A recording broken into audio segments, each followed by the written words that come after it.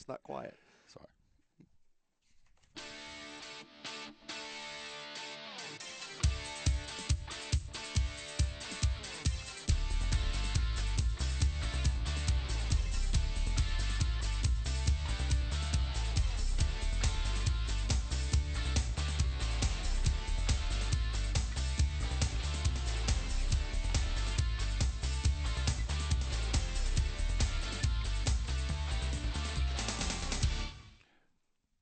And good afternoon. Welcome to day 10 of the Tom Taylor Sports Show. Thank you for being with us on this Friday, Feb 20, 2015. And hope all's well in your world. All is certainly well in our world, and it's all good in Internet land. Again, the Tom Taylor Sports Show up and running. And make sure you like us on Facebook at facebook.com/the Tom Taylor Sports Show.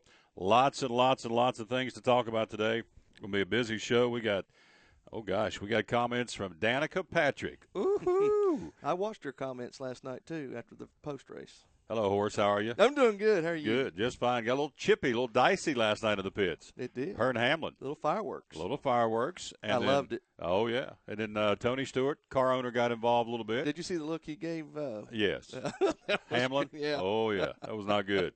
Looks could kill. Old Denny'd be 6 feet under, I can tell you that. So we'll hear from Danica Patrick about the little brush up. Again, apparently Hamlin tapped her and created a big, big free-for-all.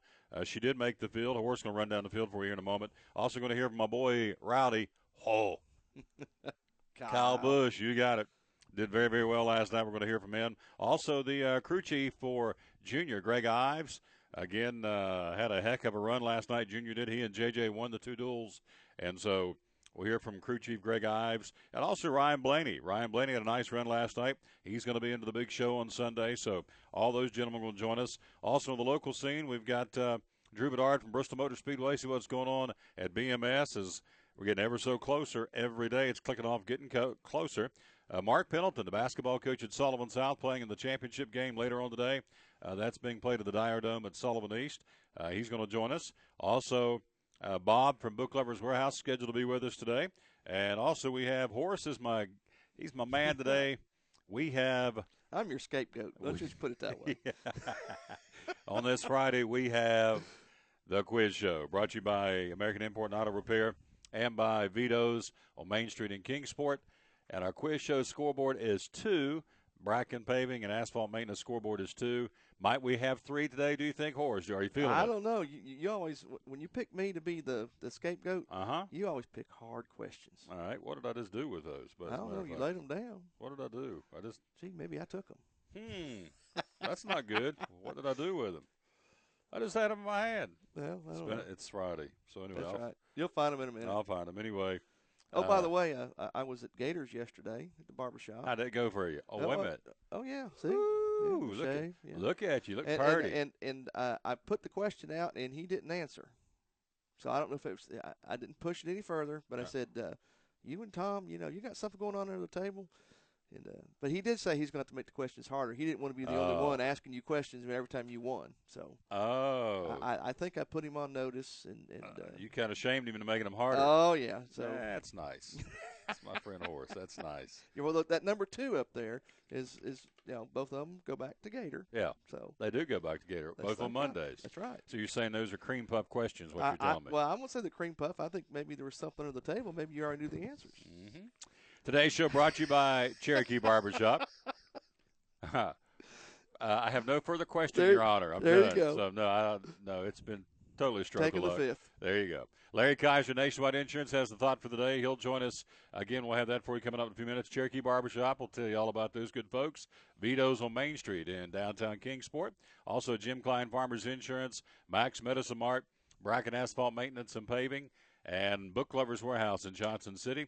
Bristol Orthotics and Prosthetics, and Wells Fargo are our sponsors, and we're adding those. And we just brought on earlier today, we met with my buddy Mark Willis from Better Barter, and now he's on. So pretty exciting stuff. And we'll tell you more about these folks as the show unfolds. I'm telling you, I just had those. That's going to drive me nuts. It's been that kind of a day, and I don't know. I just had them in my hand.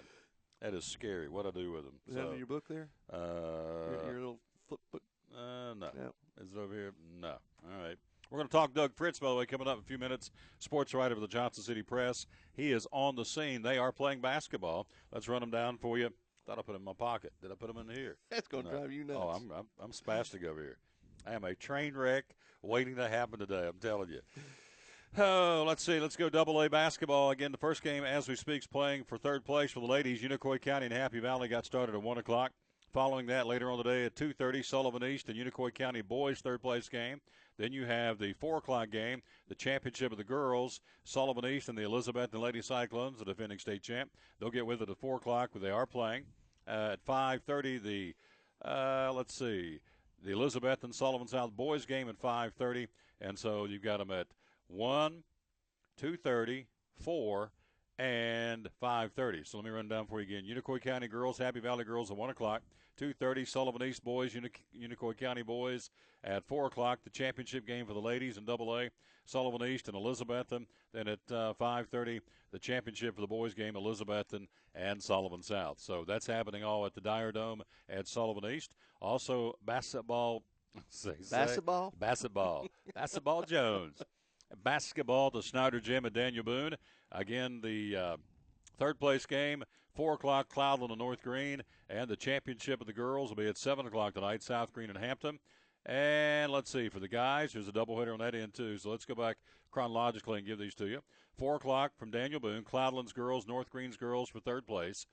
At, at 4, let's see here, that starts at 4. 5:30 tonight, third place for the guys, University High and North Green. That's at Daniel Boone High School. At 7 o'clock tonight, girls championship, South Green and Hampton. Then at 8:30, boys championship, South Green and Hampton. So that's the basketball lineup. They are playing them both after a much long layoff. They're back at it. And much anticipated day of hoops, again at the Dyer Dome at Sullivan East for the AA, and at the Bobby Snyder Gym at Daniel Boone High School for the single A. We'll take a quick break, come right back. We're going to dial in and check in there, buddy.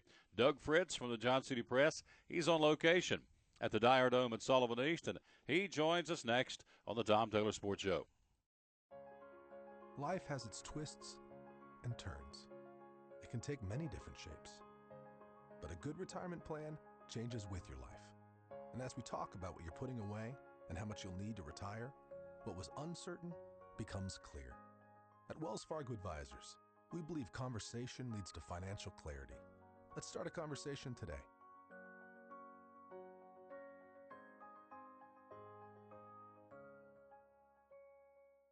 From the driveways where your kids play basketball and ride their bicycles, to the parking lots at your local church or grocery store, Bracken Paving is an important part of many neighborhoods in our area. No matter how large or how small the job, Bracken strives for excellence in every service they provide.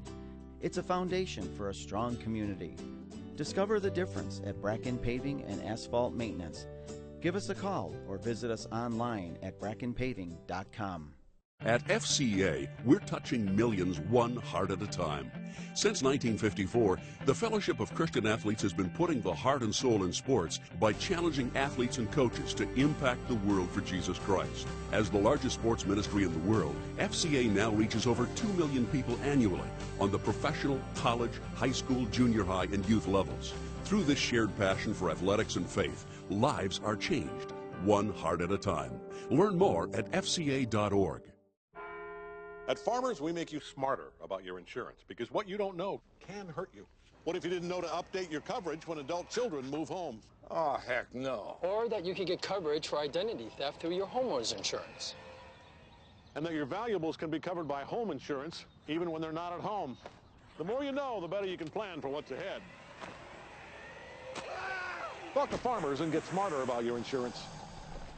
We are farmers. Bum, bum, bum, bum, bum, bum.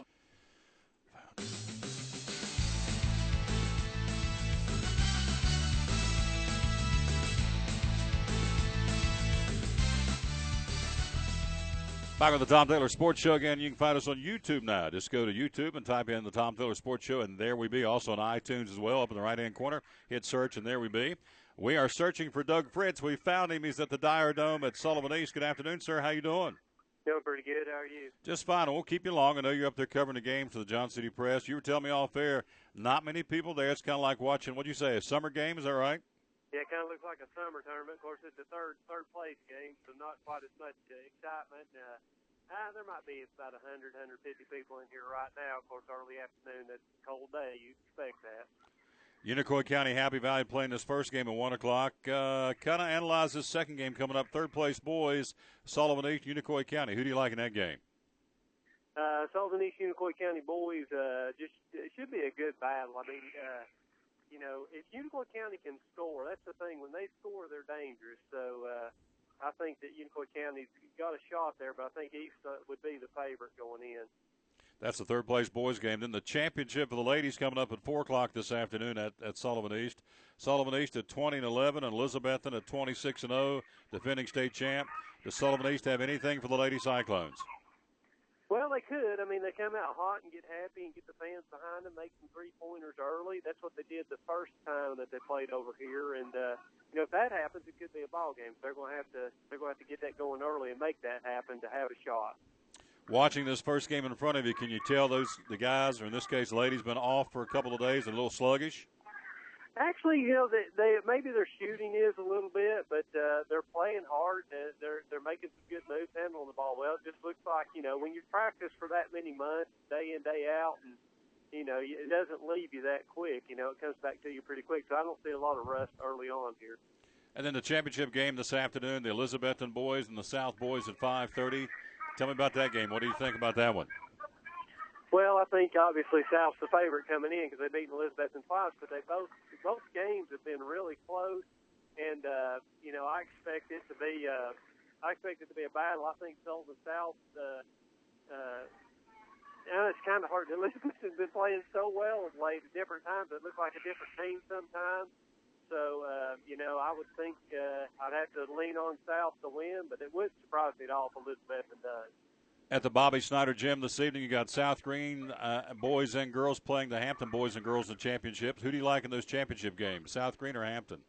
I like South Green on the girls' side, and I like Hampton on the boys' side. I know South Green's beat us twice, so I think Hampton bounces back, and I think South Green girls should win handily, but Hampton beat them last time, so we'll see. There you go. I know you're busy covering the game. Won't keep you. I sure do appreciate you up there. Stay warm, and we'll talk to you next week, all right?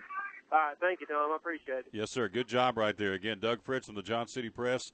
You heard the bouncing ball and the crowd behind him in the background from Sullivan East High School, the Dyer Dome. So there is basketball being played, and we appreciate that. I'll get him to send me I'll text him and see if I can get a final score out of it before we go off there, because there should be that first game definitely going to be nailed down as far as who wins it, and maybe the 2:30. Now the 2:30 game won't, but unless they start early, but. Anyway, they are playing basketball as we speak at the Dyer Dome at Sullivan East, and later this afternoon, ahead of this next winter storm we're supposed to get tonight, they are playing basketball at the Bobby Snyder Gym at Daniel Boone High School. It is the Tom Taylor Sports Show. We're here with Horace and found the questions that fell on the floor. So, sports, geography, animal, and cartoon trivia. There you go. So we'll do that in a few minutes, and we'll find out who he's playing for. The contestant for today, trying to win a free Earl change from American Import and Auto Repair, like who? Mick Fowler's done it earlier this week or last week, and Halston Brooks won it this week. Yep, or I did for him. So, all right, let's get in and talk about it. Danica and Denny Hamlin, a little brush up last night. She was clearly not happy. We'll play her sound here in just a second, but. Basically, after the race, she confronts him in the pits in front of everybody. Oh, yeah. All the media was there. And kind of bangs on his chest. Oh, yeah. Kind of pushed him a couple times. Yeah. And she said in her interview that that you won't hear today, but you did hear a portion of the interview that said, their car hauler, their RVs right beside each other when they park. I don't know how they do that each time. I don't know if it wouldn't be alphabetically, but anyway, they're beside each other there. She said that she's played golf with him before, so she kept telling him, she says, I thought we were friends. And he said, I didn't wreck you. Yeah, I'll tell you what infuriated me more than anything was when she was confronting him there in the pits. It was almost like he was belittling her. Yes, exactly. And I tell you, that just went all over. I used to be a Denny Hamlin fan. I really did. I had never had any issues with Denny Hamlin. But the way he treated her when she confronted him, I would agree. He was in the wrong. I don't care what anybody says. Yeah, he was in the wrong. Everybody knows what happens in that situation, and he did it twice during the week. And I think the adjective would be condescending. Oh yeah. Yeah, oh, yeah. very much. It's like, you're below me. I'm not going to have to explain this to you. Yeah, but I will. Yeah. And she's short to begin with, so he was yeah. looking down on her. So then, but off camera when they were having a little skirmish, because I watched it 2 or 3 times. It went about 2.5 minutes. Oh yeah. Their little visit wasn't like just a parting shot. She kept saying. At one point she said, well, Denny, nobody else ever runs into me since 2 days in a row. Yeah. I thought we were friends, and he keeps going on. And all of a sudden, off camera, you hear a voice, and everybody looks, and it's Tony Stewart. I don't know what he said. I couldn't pick up what he said, but it stopped Denny right in his tracks, and then he got real animated towards him like, come on, man, we're friends, and blah, blah, blah, blah, blah. So, the look Stewart gave him when the camera didn't hit him. Oh, man, it's great. It reminded me. My boy. Yeah, it reminded me of who played Vito Corleone in The Godfather? Was it? I know who you're talking about, but I can't think of it. Al Pacino. There you go. Oh, he had that look. He had that glare, that icy stare. That, uh-oh. Hey, but kudos to Tony Stewart and that team. Yeah. I mean, she was after that incident, she was out. She was out of the top 15. They restarted with a green-white checker, and by gosh, she came up through the field with a damaged race car. Yeah. And came in, was it 10th? Yeah. Unbelievable. And she said that she had help from Kurt Busch. She said, I want to be sure and kudos out to my teammate. He pushed her. He pushed her, and she did say Denny Hamlin was wrong, but he also, at one point in the interview, said, well, only thing I can say, he must like my left rear. And, of course, that brought a whole chorus of chatter in the media center when she said that. Let's run them down for you again from yesterday.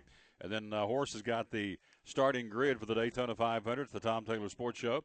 The first duel, Junior won it, brought home the checkers. Then came Jeff Gordon, Joey Logano, Tony Stewart, Clint Boyer, Kevin Harvick, Casey Kane, Jamie McMurray, Landon Castle, and Cole Whitt finished the top 10 in duel number 1. Then you had Paul Menard, Michael McDowell, J.J. Ely, Michael Annett, Kyle Larson, Ty Dillon, Matt Kenseth did not do well, had a rough go. He finished 17th. Justin Marks, 18th. Brad Keselowski, not a good run, 19th. Eric Amarola, Ron Hornaday Jr., Trevor Bayne, guy I'm going to start following besides Kyle Busch because he's a Christian. Trevor Bayne finished 22nd. A.J. Allmendinger, Johnny Sauter, and Casey Mears ran out the top 25 of that first duel, and that was obviously not what you wanted if you're in that particular pack. If you're Keselowski, and I guess the question is how much stock do you actually put in this? Doing not so well in the duels. You're in the big race, and so if you finish 15th or 20th or 21st, how big a deal is it? So yeah, true. Let's see if I can get to the other one here in the Kingsport Times News.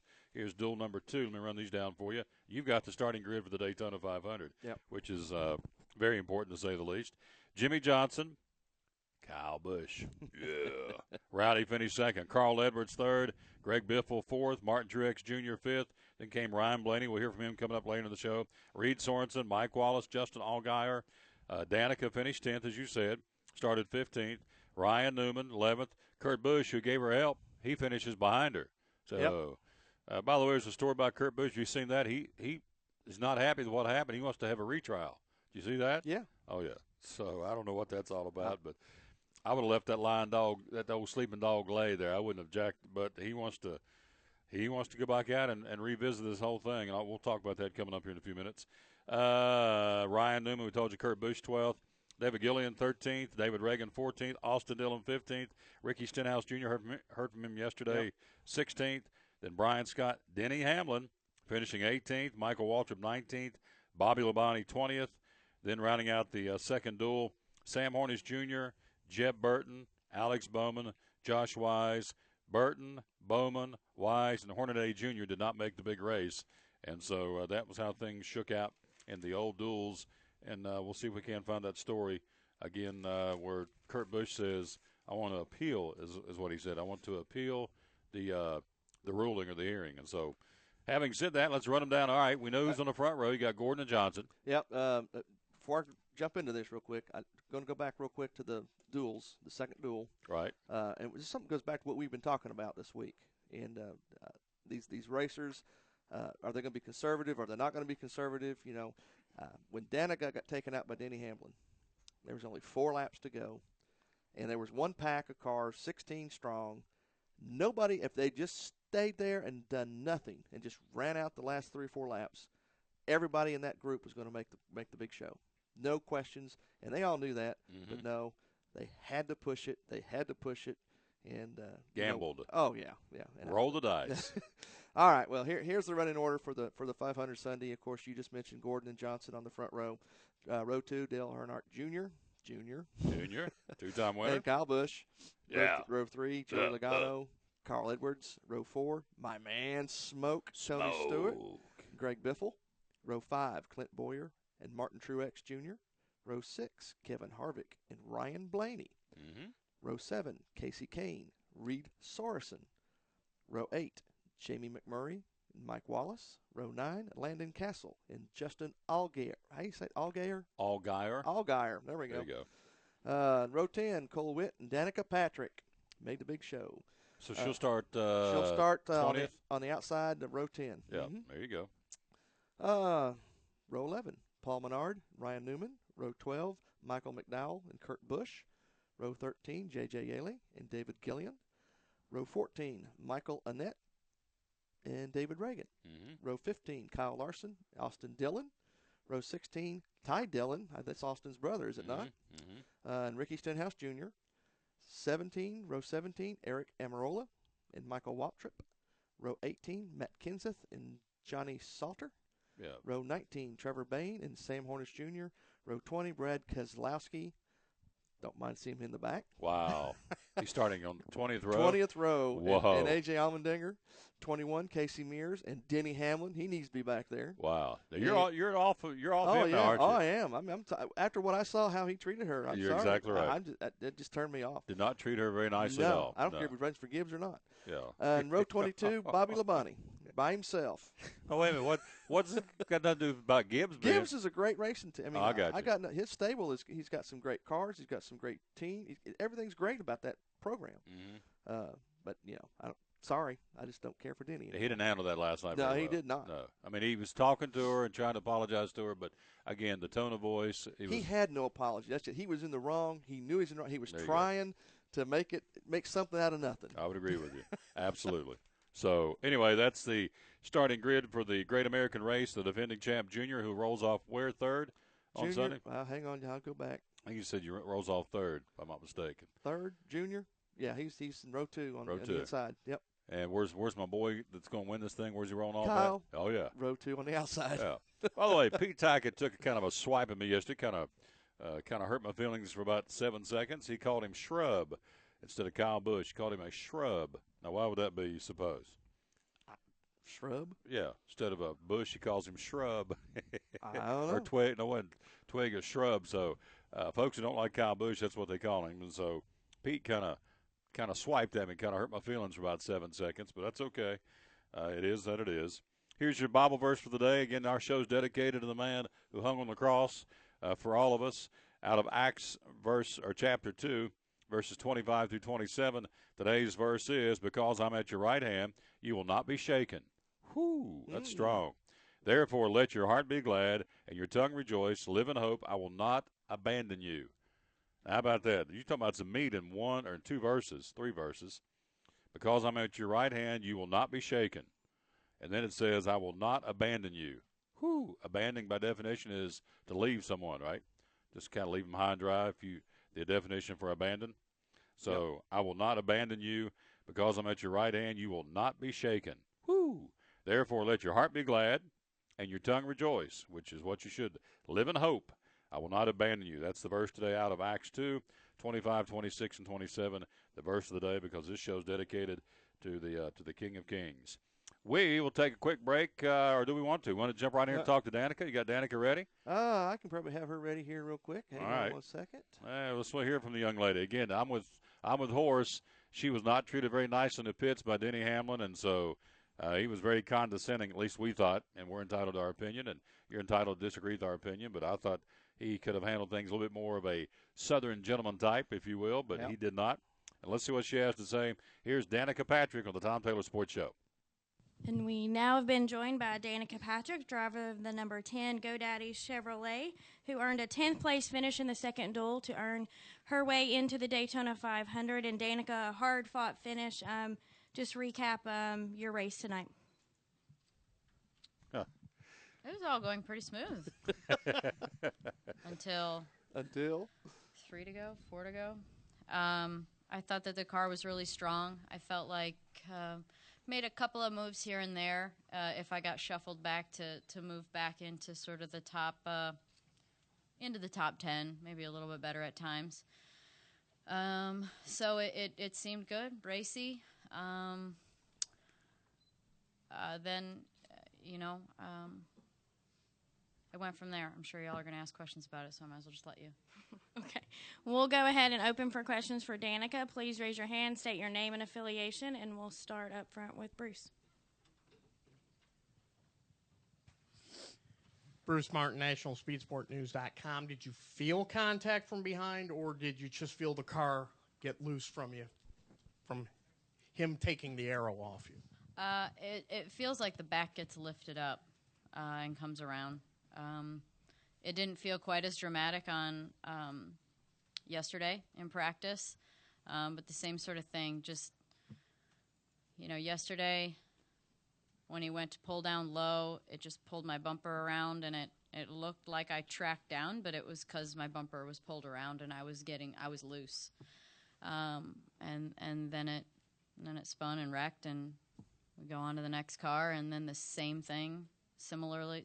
Something similar happens tonight where I look in my rearview mirror and he's tied up behind me, and I can see that he is staggered a little bit to my left rear and get into the corner, and the car just gets really light and spins around.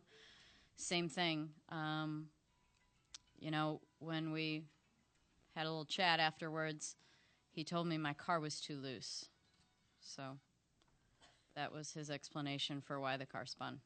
There you go. That's the explanation. So Denny said her car was loose. So here's my question. How does he know? I guess they do. I don't know. They're around these cars all the time. But how would he know that her car was loose? But that's what his explanation was. That's what I'm saying. He doesn't know. No, he doesn't know. There's no way. So anyway, that was his way out. And, as I said, she went on to thank Kurt Busch, who had help from him to get her up to where she was. And she, again, went on to say that Denny Hamlin's wrong. But anyway, certainly has ratcheted up the interest for the Daytona 500 come Sunday. No question about that. And so we'll see how she all shakes out, the Great American Race on Sunday. Coming up, we'll hear from Kyle Busch, Greg Ives, the crew chief, for the 88 ride of Dale Earnhardt Jr., who won the duel last night, one of the two duels. And also Ryan Blaney had a nice run, and we'll have him in on the show a little bit later on as well. Also, we'll check in with Drew Bedard from Bristol Motor Speedway, see what's going on there as we hit we're past the midway point, obviously, the month of February. Racing not that far away on the world's fastest half mile. Also, we'll check in with Mark Pendleton, the boys head basketball coach at Sullivan South, playing for a championship this afternoon at 5:30 against the Elizabethton Cyclones of Lucas Honeycutt, and also due to be joined by Bob Colletti from Book Lovers Warehouse, one of our great sponsors. All that coming up here again on the Tom Taylor Sports Show. So let's see. I guess since it's you and I, are you ready for the quiz show? It's about that time. You ready to go? Go ahead and do it. Get it over with. Okay. Yeah. And while he's getting us ready there, we do want to tell you one of our great sponsors, Max Medicine Mart. Again, make tracks to Max, and you do. All natural factors are 20% off the month of February at Max Medicine Mart. Also, the Badger product line is the full line of Badger products. Again, they sell a lot of Badger product line products, as we said, at Max Medicine Mart. And also the Isoflex Stress Ball. They've got those, and maybe you and I need to get some of those and just kind of have those here just in case. And he said we could put anybody's picture on there, right? Yeah. Okay. Now, who would you put on there? Denny Hamlin? Yeah. Man, you're on him today. You are on this guy. So anyway, it's the Isoflex Stress Ball. They're available at Max Medicine Mart. Also, the Natural Factors, again, the product line, 20% off the month of February at Max Medicine Mart. And also the full line of Badger products there as well. They also have Burt's Bees products. They also sell a lot of Willow Tree Angel products. So we sold a lot of those for Valentine's Day. And, again, is heading into, I guess, the next holiday that would merit those being sold be Mother's Day, which is not that far away. So they always have year-round a full line of Willow Tree Angel figurines at Max Medicine Mart on Center Street in Kingsport. Make tracks to Max. All right, here we go. The quiz show. Who are you playing for today? Pete Tackett. Pete Tackett again. I didn't do well for him yesterday. Went 3 for 5. Let's see if Horace can go and do the quiz show brought to you by American Import and Auto Repair. Woo! Here we go.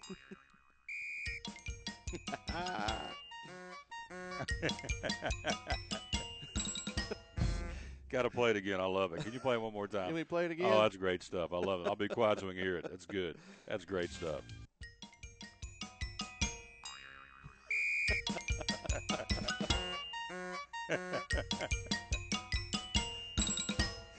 It just makes you laugh. I'm sorry. It's good stuff. That's cute. Good job. Good job, Horace. So here we go. That's Quiz Show theme music brought to you by American Import and Auto Repair and by the good folks in Vito's on Main Street. On the Bracken Paving and Asphalt Maintenance scoreboard, we have 2 wins. And so let's see if Horace has got the bell and buzzer ready. Can he bring home a 5 for 5 for his contestant, Pete Tackett? Pete Tackett. From Antioch Baptist Church in Johnson City. So here we go. Question number 1, animal trivia. True or false? Turkey eggs. Turkey eggs have 2 yolks. Is that true or false? Well, since we never eat turkey eggs. It's what I always like his reasoning on Fridays. I'm going to say that's true. True. Hit the bell. You're in there. Good job. All right. He's 1 for 1 for Mr. Tackett. All right. Question number 2, geography trivia. More volcanoes are under the ocean than on the Earth's surface. Is that true or false? More volcanoes are under the ocean than they are on the Earth's surface. Is that true or false? Since the oceans cover more of the Earth than land mass, I'm going to say that's true also. You would be right. 2 for 2. All right. Way to go, Horace. All right. Question number 3. Question number 3, hockey trivia. Fighting penalty in hockey. If you get caught fighting in hockey, you have to sit out. The time is true or false. It's 4 minutes. The fighting penalty in hockey is 4 minutes. You got to sit out. Is that true or false? I'm going to say that is false because I think it's more like 5.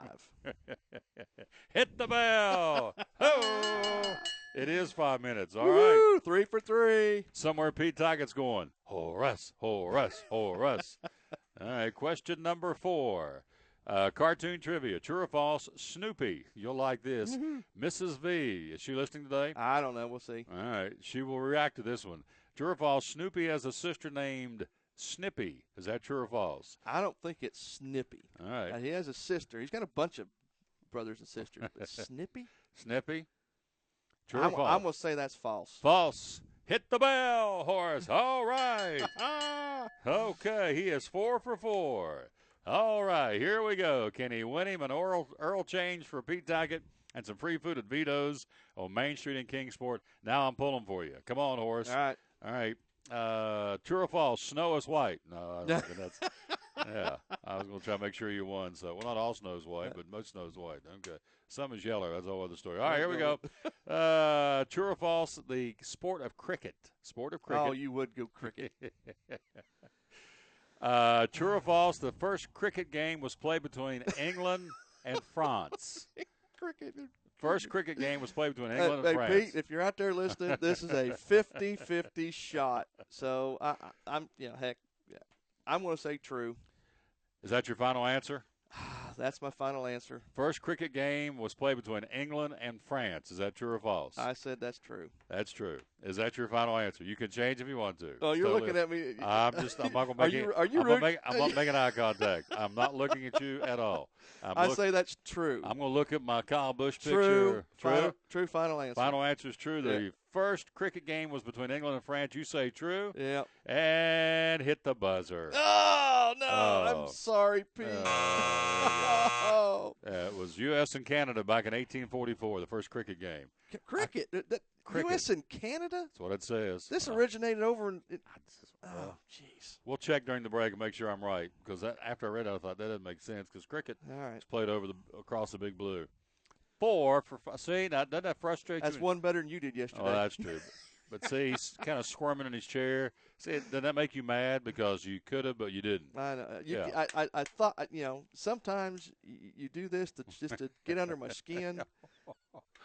and I'm trying to play. Now, is he rooting for Pete here? Does he want me to change the answer? Mm-hmm. And sometimes, you just, oh well. Yeah. I'll double check, make sure I'm right, but it said the first cricket game was. Well, it doesn't matter. Well, I could be right. If it wasn't between France and England, then it doesn't matter. It doesn't matter. I still missed it. Well, but I could have read it wrong. But I'll double check during the break here, which is where we're headed. We'll do that. We'll come right back, and we've got more to talk about. Again, have you seen the story about the Raiders? Ooh. No, I haven't seen that. Oh, the Raiders may be moving.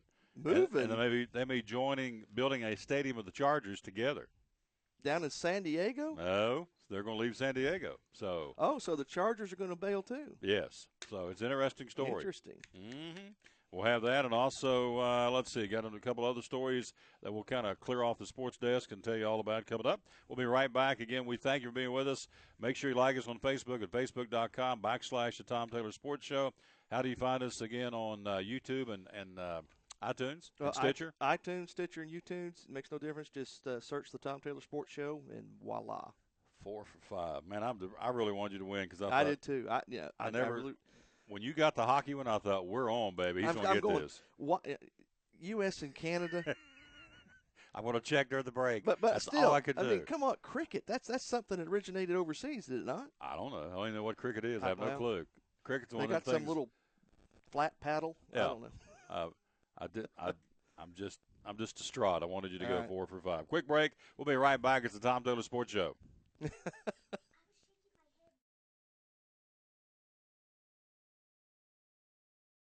From the driveways where your kids play basketball and ride their bicycles, to the parking lots at your local church or grocery store, Bracken Paving is an important part of many neighborhoods in our area.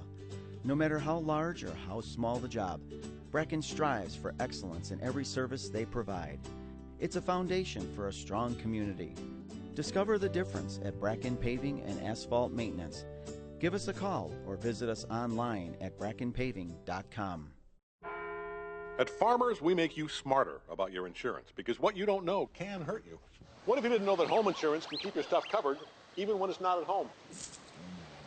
Or that collisions with wildlife on the road may not be covered? And what if you didn't know you could be liable for any accidents on your property?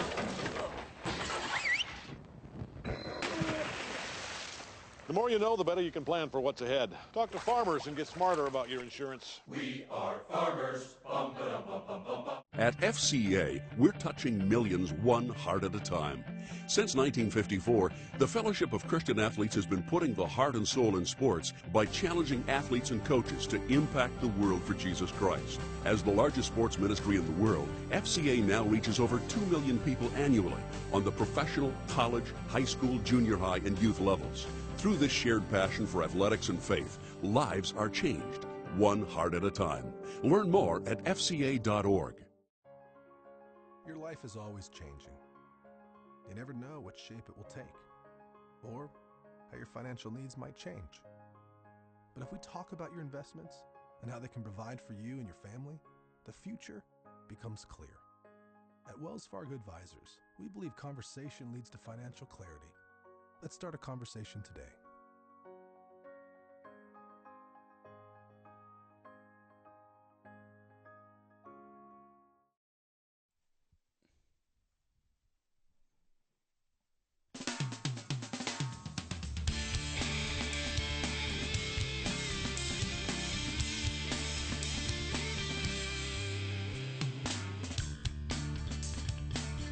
Ready? Here we go. And we're back at the Tom Taylor Sports Show. Thanks for being with us on this Friday, Feb 20, 2015. Well, I guess, okay. I'm kind of glad and not glad, but all at the same time. But I went back and checked, and I left out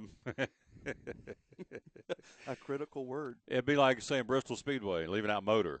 Yeah. Or saying Motor Speedway, leaving out Bristol. So the question was the first international, and I left out international. You left out international. Yeah, I was in a hurry writing these down today. The first international cricket game was between England and France. So U.S. and Canada is not an international. They're on the same continent. That's right. So, therefore, I'm going to – there you go. Taters. There you go. So we will go up here in just a second, and we will put up number 3. Number 3. So all right, Pete. Pete Ty gets the free oil change, American Import and Auto Repair on West Market Street in Johnson City, and some free food from Vito's. Yep. Now, maybe we can corral our way into going over there with him. Maybe get him to pay. Yeah. He'll eat free, and he'll buy for us. Yeah. He'll pay ours. So, anyway, the first international cricket game was between England and France, and I was in a hurry, left off international. It was not intentional. And so U.S. and Canada, same continent. It's not an international game. Yeah. And so – Booyah, you're in. So you have won. Thank you. Congratulations. Woo-hoo. So Horace has got us a 3 up there on the scoreboard. And we'll should I change it now? I guess I can stand up and change it. Let's change it right now. Yeah. Let's make this good. All right. Let's stand up right here and kind of get rid of. Okay, let's do this. Your own sound effects, There don't you love go. it? And now we're going to go for a big, fat 3. All right. We ought to get the winner's theme again one more time. Can we hear that? We will, again, the Bracken Paving and Asphalt Maintenance, we are now up to 3. Woo! All right. All right. Take care of that. That's done. So Monday Gators back in the saddle asking me the question. So Horace did good. He got Pete Tuckett, the pastor of Antioch Baptist Church, a free oil change from American Import and Auto Repair, and free food from Vito's on Main Street in Kingsport. San Diego Chargers, Oakland Raiders announcing they have collaborated on a proposal to build a privately financed $1.7 billion stadium in Carson, California. The two teams would share if they relocate to the L.A. market. How about that? Share. They're going to share the same field. Well, you had New York Jets and the New York Giants. They shared for many years. Yeah. So, but now the other little catch to this, see, there has been a football team in L.A., I think, since 95, if I'm not mistaken. It's been a while since there's been a football team in Los Angeles, which Los is Angeles Rams, were they the last ones? Mm-hmm. It's the second biggest market in the country, obviously. But here's a proposal that came last month that the St. Louis Rams owner has announced plans in January to build an 80,000 seat stadium in Inglewood, California, which is a suburb of L.A. Yep. So now you're going from none to a possibility of having 3 NFL teams in Los Angeles. So the Chargers, this is what I think. I think they're going to force San Diego's hand to build a stadium. They've been trying to, and they keep telling them no. The Raiders, they're still playing in the Coliseum that is used by the Oakland A's. So, so they're going after a 168-acre parcel near the 401 freeway in Carson, 15 miles south of downtown L.A., and is also home to the Major League Soccer's L.A. Galaxy. So Carson, California may have the Raiders and the Chargers building a stadium to be shared. And then on top of that, the Rams are leaving St. Louis, allegedly, and going to L.A. too. So you go from none to 3. So there you go. And that's – and, of course, nothing is etched in stone. I think it's a bluff. I think the Chargers, again, Chargers, the Raiders, and the Rams are teams that could potentially relocate to the lucrative L.A. market in the near future. All 3 teams can terminate their leases at the end of this season. 3 teams. 3 teams. So – interesting. So all of a sudden it gets real crowded in L.A., but again, it's the second largest city in the United States behind New York. So I hate it for San Diego. Yeah. I mean, what have they done? Chargers have tried unsuccessfully for 14 years to build enough momentum to get a new stadium in their home city. All they gotta do is win. Yeah, there you go. San Diego Mayor Kevin Faulconer appointed a 9-member stadium advisory group to come up with a recommendation for a stadium to be built and a last-ditch attempt to keep the team in San Diego. So, Anyway, we'll have to wait and see. But the Raiders and the Chargers may be bolting to Carson, California. So that's interesting. Going for, as you said, what from 0 to 3. you have in your hand there, big guy? That's the biggest trivia book ever. Okay. Yeah, that's where that came from today, where I read it wrong. So that was a gift from you back about a year ago. Where'd you get that book? Yeah, well, that was a setup. Where did you get that? You got it from me, Horace. Thank you. I read it. Yeah. No. You've read it from cover to cover? No, I have not read it. Let's see. It is a big one, too. The biggest trivia book ever, and it's that's how many pages it is. 527 pages. So full of all kinds of goodies. So I use that sometimes as a reference point for the quiz show. And you did well. I'm very, very proud of you. Now, somebody else who did well, obviously, last night was Kyle Busch. Again, he did a very, very good job doing the duels, the Budweiser Duels at Daytona International Speedway. Let's see what he's got to say about, again, last night's events at Daytona, getting ready for Sunday's Daytona 500. Going to roll into our post-race with our second duel. We've now been joined by our second-place finisher, Kyle Busch, driver of the number 18 M&M's Crispy Toyota. Kyle, just talk a little bit about your run tonight and the second-place finish.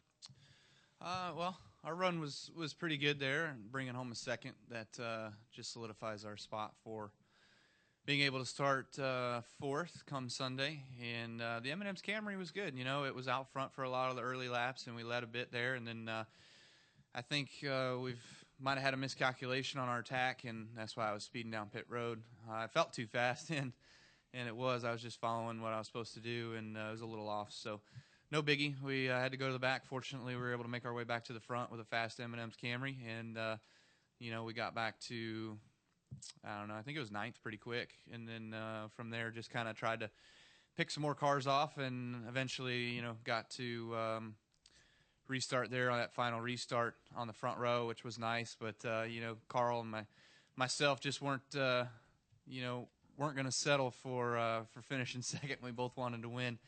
And I think if we could have teamed up together, we might have had a chance to pass that 48. But, you know, all's good.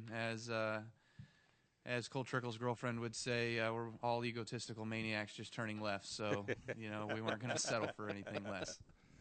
We'll go ahead and open for questions for Kyle. If you have one, please state your name and affiliation, and we'll start with Tom.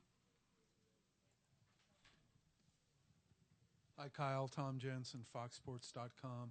You had that pit road speeding penalty. Did you find out what happened? Because apparently you were too fast in like 5 sections. Something wrong with the tack? Yeah, I believe so, and I believe I just it couldn't be. He was said speeding. that I believe our readings were off and that the lights were too high, so I was speeding. I felt too fast the whole way down pit road, and I was just paying attention to what the lights were telling me, and you know, it wasn't quite right. So we'll go back, we'll fix it. Any additional questions for Kyle? Okay, Viv, go ahead. Viv Bernstein, New York Times. We saw the 200 cars are on the front row, and the 200 cars won today. How dominant are they, and you know, how do you counteract that? Yeah, as a group, we probably would admit that the 4 House Hendrick cars are the four best cars here, and then probably the 4s right there. The 14 might be really good after that. So there's a group of them there that are really, really quick, and you know, what can we do to keep up?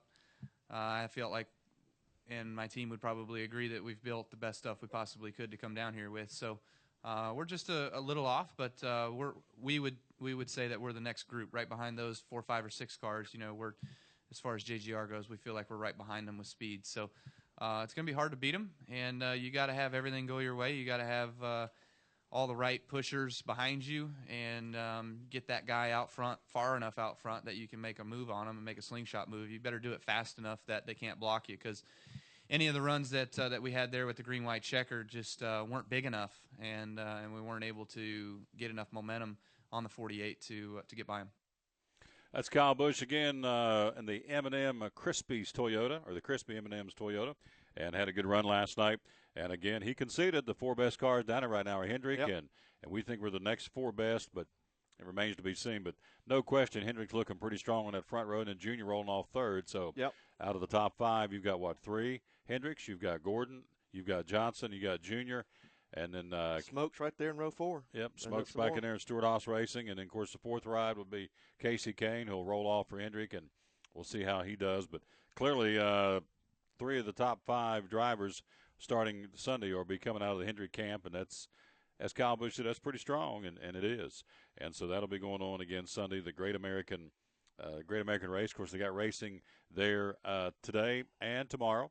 They got racing with the testing and qualifying for the racing action there tomorrow as well in the Xfinity Series. And Chase Elliott starts his defense of that crown. And also the Camping World Truck Series gets cranked up as well for 2015. It is the Tom Taylor Sports Show. We thank you for being with us here again on this Friday, Feb 20, 2015. One of our great sponsors, Cherokee Barbershop. Sing your praises for Gator, would you please? Well, Mr. Gator gave me a haircut and shave yesterday. Awesome, as usual. Cherokee Barbershop, I mean, it's just the old-fashioned barbershop feel. You go in there, he treats you like a human being, number one, and he'll give you good conversation, cut your hair, and give you a shave if that's what you want. And straight razor shaves, too. None of this cheap disposable razor stuff. So Really? Oh, yeah. It's the real deal. Real deal. Yeah. So put those towels on your face, pamper you a little bit. Oh, yeah. 3 or 4 times he'll heat up that skin with them warm towels. Put you to sleep. Soften that beard. So you lay down in the chair. Sometimes you nod off. Oh, yeah, if you're not careful. Yeah. Yeah. You just go to town. He's got to nudge you. Horace, get up. It's time to go. Yeah, time you're done. Yeah. Had a pretty good crowd there, too, didn't he? Yesterday afternoon, I was it. Oh. But he was packed slam, he said that morning. Oh, really? Matter of fact, a customer he had right before me was walking out as I came in. But while I was there, I was the only one. But I was glad. Cherokee Barbershop, again, on South Roan Street, right down from Tipton Haynes Working Farm in South Johnson City. 928-6201 is the number to call. He's open Tuesday through Friday from 8 till 5, and then, 8:30 till 1. 8:30 to 5, Tuesday through Friday, and 8:30 to 1 on Saturday. Of course, closed for church on Sunday. Yeah, he fluffs and folds on Mondays. Yeah, he's off on Monday. He's closed to fluff and fold. It's laundry day, and it's quiz show day. Yep. And we'll see how he does. See, now you've set the bar. I'll have the craziest, wildest questions ever because you've accused him of being too easy for me because I won the last 2 weeks. Well, he thought he actually came up and said, "Am I too easy for Tom?" Oh, yeah, and so you chimed right in on that one. Oh, yeah, I jumped right in on it. Thank you very much. Way to throw me under the bus. Should have said, no, man, he's really challenged over there. No, you say, yeah, it's cream puff stuff. So, nice. There you go. Here's a story coming out of the National Football League. Detroit Lions general manager Martin Mayhew wants to change what coaches can challenge in terms of instant replay.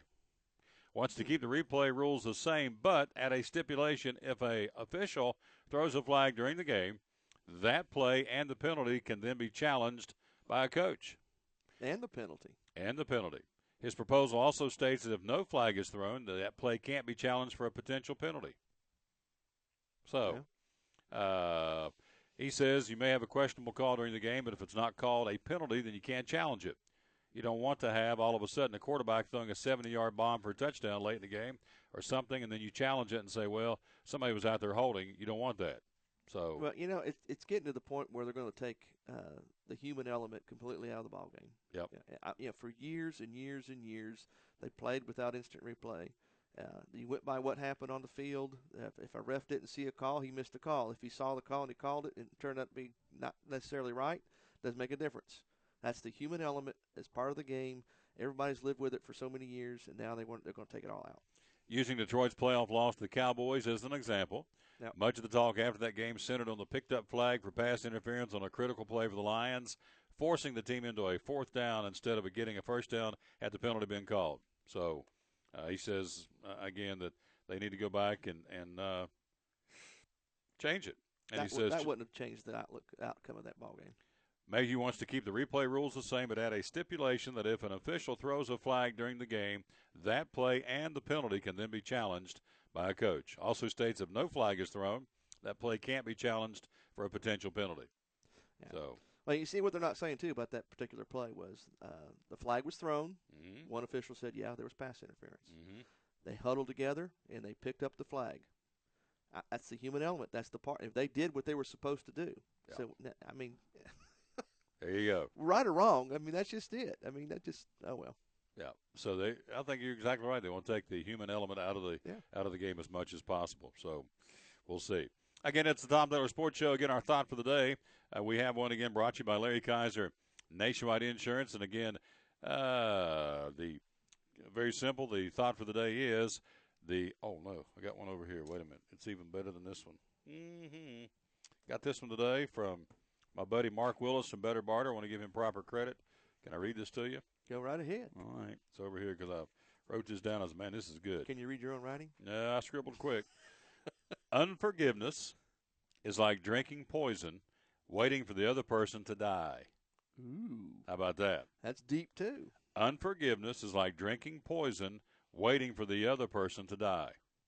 Moral of the story is when you don't forgive somebody who's done you wrong, and we all have had that happen, no question, then unforgiveness is like drinking poison, waiting for the other person to die. You are affected more by you not forgiving another person than they are. Yep. Fair statement? I agree. All right, there you go. That is the thought for the day, brought to you by Larry Kaiser, Nationwide Insurance in Johnson City. At 282-1389 is the number to call. 282-1389. And again, of course, the man won last night in the duels. I'm sure that'll move some insurance policies around the country. And Junior won the duels last night at that nationwide ride. Yeah. You don't like him. Yeah, you don't like him. See, we're going to keep a list over here. People you don't. Let's go ahead and start that. Okay, you don't like Busch. You don't like Kyle Busch, or do you? You don't? I've got nothing against Kyle. Okay, so he knows how to drive a car. All right, you like implying that who does not?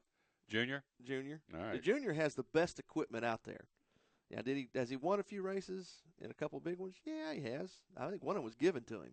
Okay, but that's just my personal opinion. Okay, there you go. But race here, race there. Most of the time, he wouldn't be where he's at if it wasn't for the team that he has. Oh, absolutely. Because he can't drive a car like some of these other drivers. He's had the best of the best all the way through the years with Yates and all these guys. No question. I would agree with that.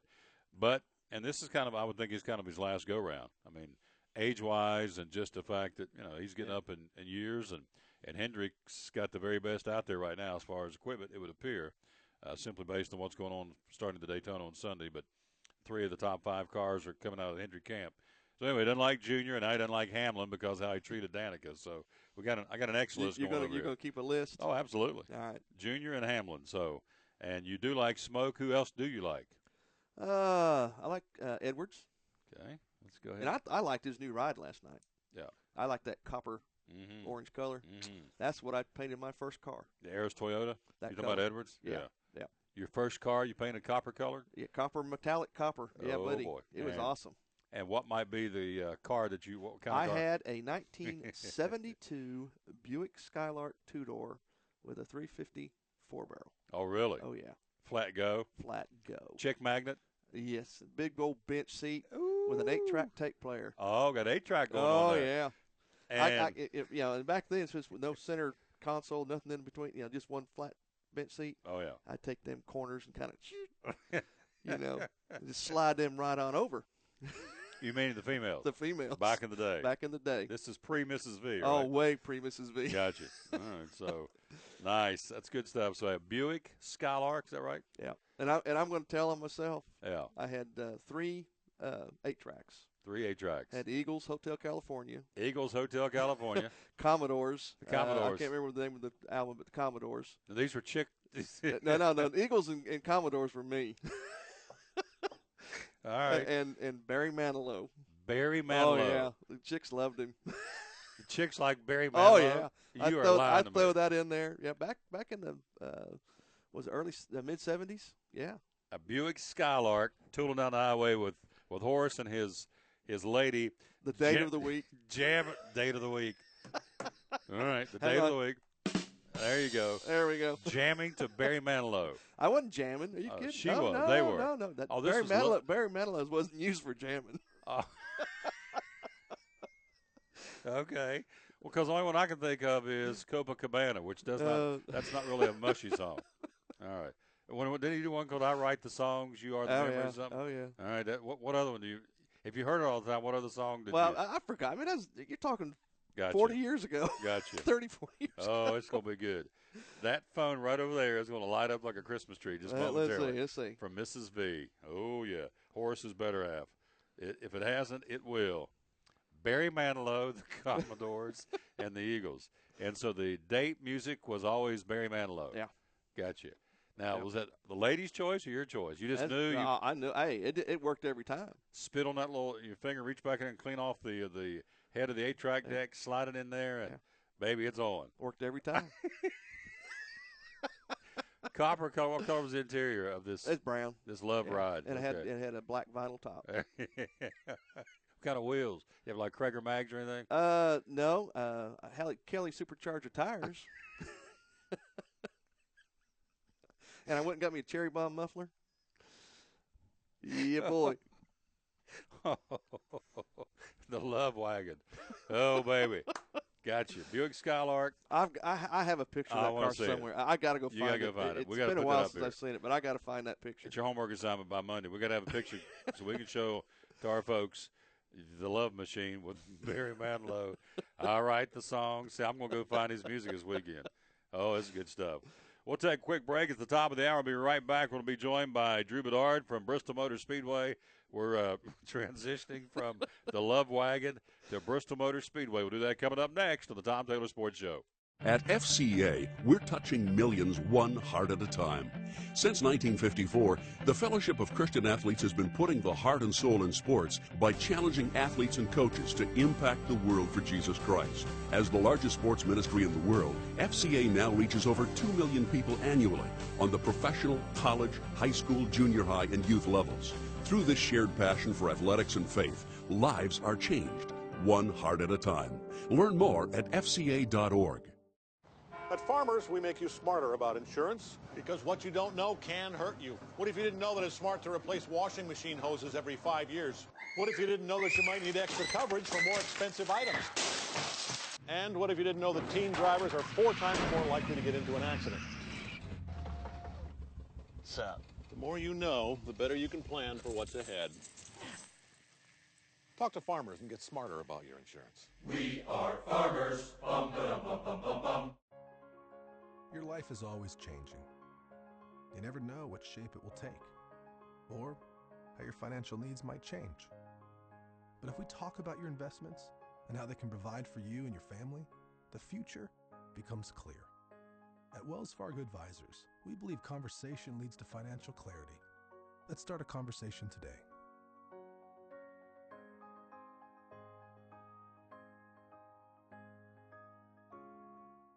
From the driveways where your kids play basketball and ride their bicycles, to the parking lots at your local church or grocery store, Bracken Paving is an important part of many neighborhoods in our area. No matter how large or how small the job, Bracken strives for excellence in every service they provide. It's a foundation for a strong community. Discover the difference at Bracken Paving and Asphalt Maintenance. Give us a call or visit us online at brackenpaving.com.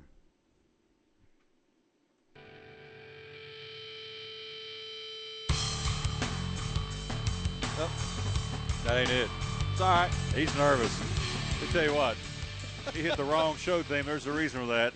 The text or the phone is burning up over here. Mrs. V has called him out. So my boy's talking about his love machine, his love wagon, his Buick Skylark playing Barry Manilow, Chick Magnet, and Mrs. V. She knew the name of the girl. She knew the name of the girl you were hauling around in high school, which is not good. Oh. Now, let me do a disclaimer here. You guys have been married, what, 31 years in April. In April, so we're long past being jealous. Oh, yeah, that's water under the bridge long time ago. But Mrs. V knew the girl's name that you were tooling around town with, playing Barry Manilow music. music. She knew she liked Barry. Let's go to the phone. Drew Bedard's with us live in Greenville, South Carolina. Good afternoon, sir. How you doing?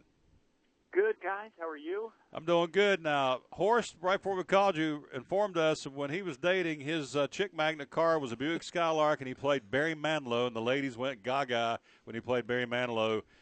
I can't think of one song, Barry Manilow, that I would want to play for a Fraulein. I wasn't taking you out. I got one, and I'm only 36 years old. I guess you got to play Mandy when that comes up, right? There you go. Oh, yeah. Okay. All right. I guess I'm too old for Manilow. So, Mandy. I forgot about that song. I was thinking Copacabana because I think that's not a date song, I don't think. Right. But anyway, so he is, his wife just texted him and informed him that the girl he drove around town before her was Tanya. That's nice. That's really nice. So, if I don't hear from you tonight, I'll know why. So, we are talking to my man in Greenville, South Carolina for Bristol Motor Speedway. You're there for what reason this weekend? We're here at the Bassmaster Classic. We've actually got a booth here at the Classic at the Convention Center here in Greenville. Greenville, South Carolina, and Spartanburg, South Carolina are great markets for Bristol Motor Speedway. We have a lot of great fans down here, and so we decided to come be part of this. We've actually got split squads, so it's kind of like spring training for baseball. We've got a team in Daytona this weekend, and we got a team here in Greenville, South Carolina. It's all about getting out, shaking hands with fans, and talking to them. This is obviously a great crossover crowd for us. A lot of fishing fans, our NASCAR fans too. So we're having a ball. There are tons of exhibits, so it's a great weekend to be here. So what's been the reaction when, of course, they know by now, I would assume, that we've moved the race back to April the 19th, getting a lot of good positive response from that? Yes, it's phenomenal, not only in the ticket office back at the track, but here, when we're out in front of people and talking to people about the April 19th race date change, it goes over huge. Actually, we were just talking to somebody a few minutes ago who was been on the fence the last few years about the March race date and wasn't coming to the races, and he says, I'm coming back this year. So that's what it's all about. And, we appreciate our chairman, Burton Smith, and Marcus Smith, of course, and NASCAR working together to make that happen for us at Bristol Motor Speedway.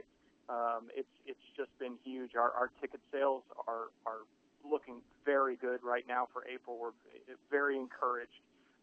So all signs point to good. Well, we've talked about this many times, and again, it's that $149 ticket. We talk about it every day here on the show. 3 days in April, 2 days in August, $149 a ticket. Plus, you get yourself access to buy the Battle of Bristol tickets. Plus, you have access to the Super Pass to go see the stateside, the concert coming up in the pre-race in April with the Old Crow Medicine show. So you get a lot of bang for your buck for $149. Yeah, our season tickets are a tremendous value, and you're right. They start at $149. They do not rise, so the season tickets stay solid, all those different prices for the different sections, but they do start at $149, and you're right. It's actually 5 days of racing because you get Fan Friday in the spring for free, and then, of course, you get the 2 Xfinity days and the 2 Cup days as part of that package. And you're right, Tom, it does give you the opportunity first before anybody else to reserve Battle at Bristol tickets, and we're just about to come out with some more information soon about Battle at Bristol tickets. I think my friend Landon has been on your show to talk a little bit more about that. But we like to remind everybody all the time that the only way to guarantee tickets to the Battle at Bristol football game, of course, coming to the stadium, it's September 10th, 2016, is to be a NASCAR season ticket holder at Bristol. So if you want to guarantee to be in the stands that night, that is the way to do it. But, yeah, our season tickets are a great value, and, and like you said, give you access to so many different things, including our I Belong membership club that comes along with season tickets, which gets you a ton of great value. Ticket office is open, by the way, and again, 2 ways to do that. Call them at 423-BRISTOL, 423-BRISTOL, or get on the web at bristoltix.com, and either way you can make contact with the ticket office today. $149 ticket. Looking at the Daytona 500, what would be the best-case scenario to sell tickets for Bristol Motor Speedway coming up in April? Who, junior winning the race, what would be the best scenario to get a lot of interest for the NASCAR season? Well, I have listened to your show before, and I believe this is the point where you would play the ding, ding, ding sound. Yes, that would be Dale Earnhardt Jr. When Junior wins, it moves the needle for the entire sport. So it was great when he won last year, obviously, and he has a very strong car. Obviously, that win last night in the Budweiser Duel was impressive. I guess an overall impressive night for Hendrick Motorsports. But, and with Jeff Gordon, with his departure after 2015, that's probably been the number one thing that fans are calling into the ticket office right now is saying, I got to see Jeff at Bristol one more time. He's had 5 wins at Bristol. He's led 2,700 laps at Bristol. I mean, he's obviously a fan favorite, the 24 car. And so, if he was to go out on top in the Daytona 500, but then, of course, come to the Food City 500 and take the checkered flag, that would be a big thing for fans. But so I guess you got to look at those two from Hendrick Motorsports. But obviously, there's some other guys in the field. I think you've also mentioned, guys like Trevor Bayne who are rooting for, obviously, his first season full-time in Cup in the number 6 car. So, and he's a former Daytona 500 winner. So you got to look for him too. The return of Smoke this year. There's a lot of strong cars. Last night, the little skirmish, I guess, disagreement, however you want to use the adjective, between Danica Patrick and Denny Hamlin. Does that get folks going? Does that kind of get things revved up for fans going, okay, they're going to take sides for Danica or take it for Denny? And does that kind of get interest going too? Sure. I mean, plain and simple, Tom, it's entertainment. And that's what we're all in the entertainment business. And that was fun. I don't know if you went on Twitter or if any of your listeners went on Twitter last night, but it was so much fun to see the banter between all the people on Twitter and to watch the videos and everything. And, of course, they were getting talking about, I guess, a little bit too much of bumping last night. But, sure, I mean, it's great for the sport when there's tension on it. Obviously, the chase in 2014 provided so much drama and so many storylines. I mean, you were seeing those things that happened at Charlotte and Texas all over the news, and not just sports news. You were seeing that on general news shows. And I mean, that's huge for the sport. So I think that everything that's going on with NASCAR right now, aside from, I did listen to part of your show from yesterday discussing and breaking down the qualifying procedures for some of the different series. That can be a little confusing, but otherwise I think NASCAR's got it all going in the right direction right now. I think you're exactly right. And so we're getting ready for its April, baby. It'll be right around the corner. Again, those ticket numbers are bristoltix.com, TIX, or 423-BRISTOL, or not a number, but go to the website, bristoltix.com. Before I let you go, give me a sense of how big is this place you're at today? I mean, is it like hundreds of boats, 50 boats? Tell me about the Bassmaster Classic. Oh, definitely thousands of people. I think, obviously the weather in the southeast has caused a little bit of maybe people holding back, but yeah, there's definitely thousands of people here. Everybody's interested. Obviously this is their Daytona 500, their Super Bowl, so it's a great thing for us to be at.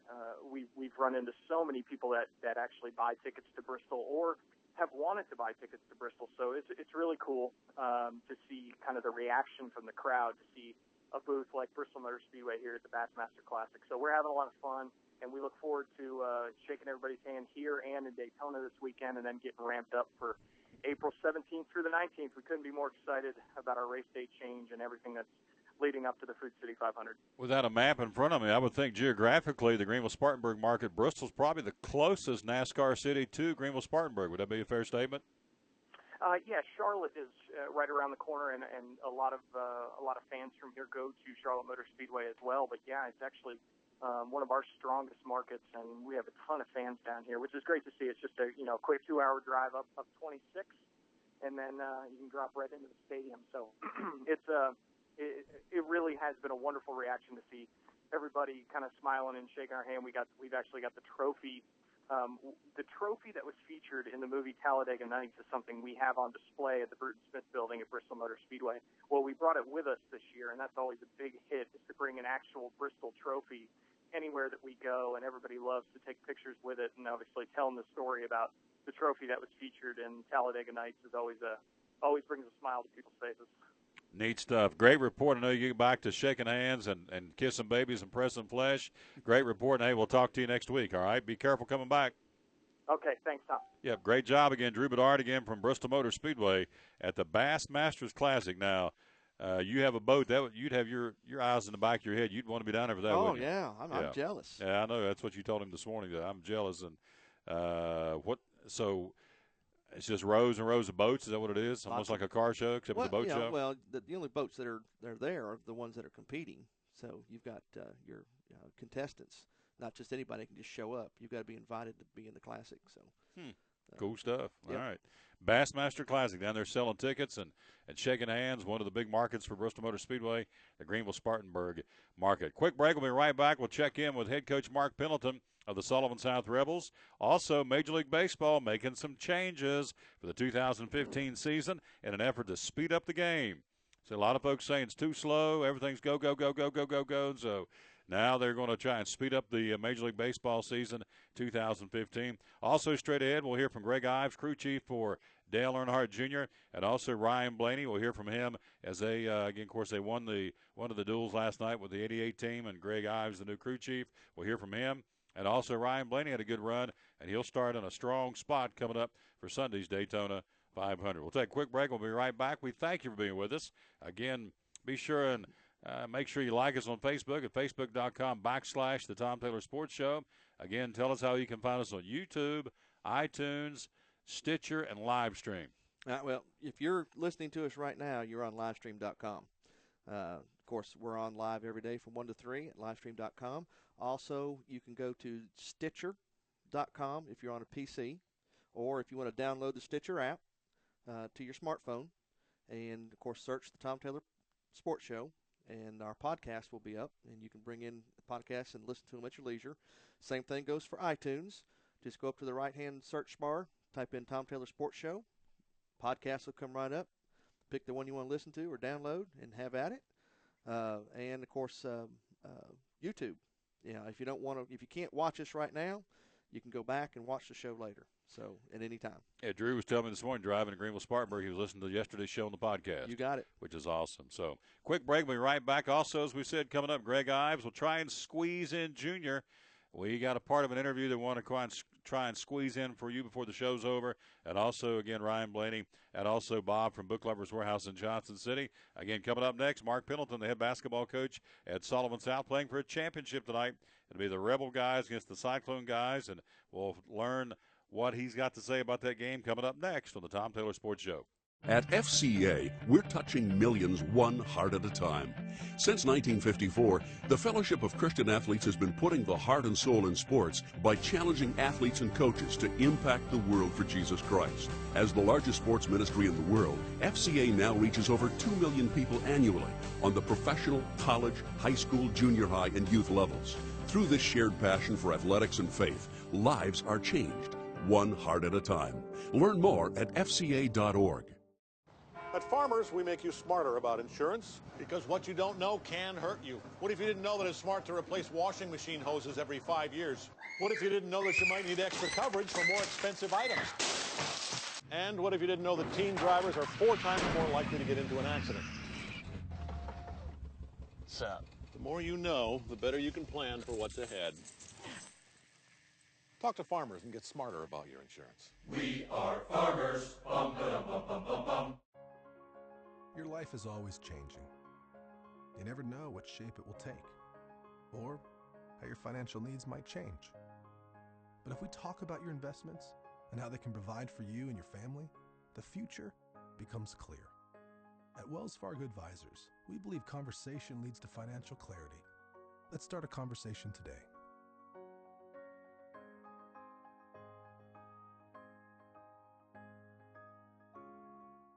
From the driveways where your kids play basketball and ride their bicycles, to the parking lots at your local church or grocery store, Bracken Paving is an important part of many neighborhoods in our area. No matter how large or how small the job, Bracken strives for excellence in every service they provide. It's a foundation for a strong community. Discover the difference at Bracken Paving and Asphalt Maintenance. Give us a call or visit us online at brackenpaving.com.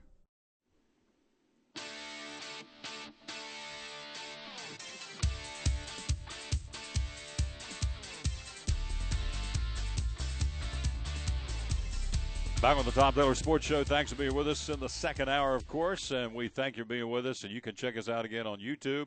Check it out on iTunes, Stitcher app, the Stitcher phone app, and also on livestream.com where we are right now. And just simply type in the Tom Taylor Sports Show. YouTube, same way. Go to YouTube and type in the Tom Taylor Sports Show, and there we be. So we've expanded ourselves. Only the 10th day of being on the air. We're here every day from 1 to 3 talking local sports. And as we've said all week long with the snow, the local sports kind of been on hold. However, having said that, we're going to go to the phone and check in with a dear friend, the head basketball coach of the Sullivan South boys basketball team, Coach Mark Pendleton. And, Coach, good afternoon, sir. How you doing? I'm doing good, Tom. Trying to stay warm. How are you? Amen, brother. Trying to stay warm. Got another round of snow coming tonight, but you've got a big ball game. Let's start with the obvious. The kids haven't played for a while. Kind of a layoff, and how do you get a team revved back up to play, obviously the biggest game to this point in the season, the championship of the district tournament? How do you get them ready, and what kind of a layoff have you had? Well, that's the million-dollar question right now. I was doing a little math yesterday, and that's dangerous with me, but we played one game in the last 14 days. Part of that is due to the bye as a result of winning the conference, and then obviously we've got another break here with the snow. So we've really never been in this situation before.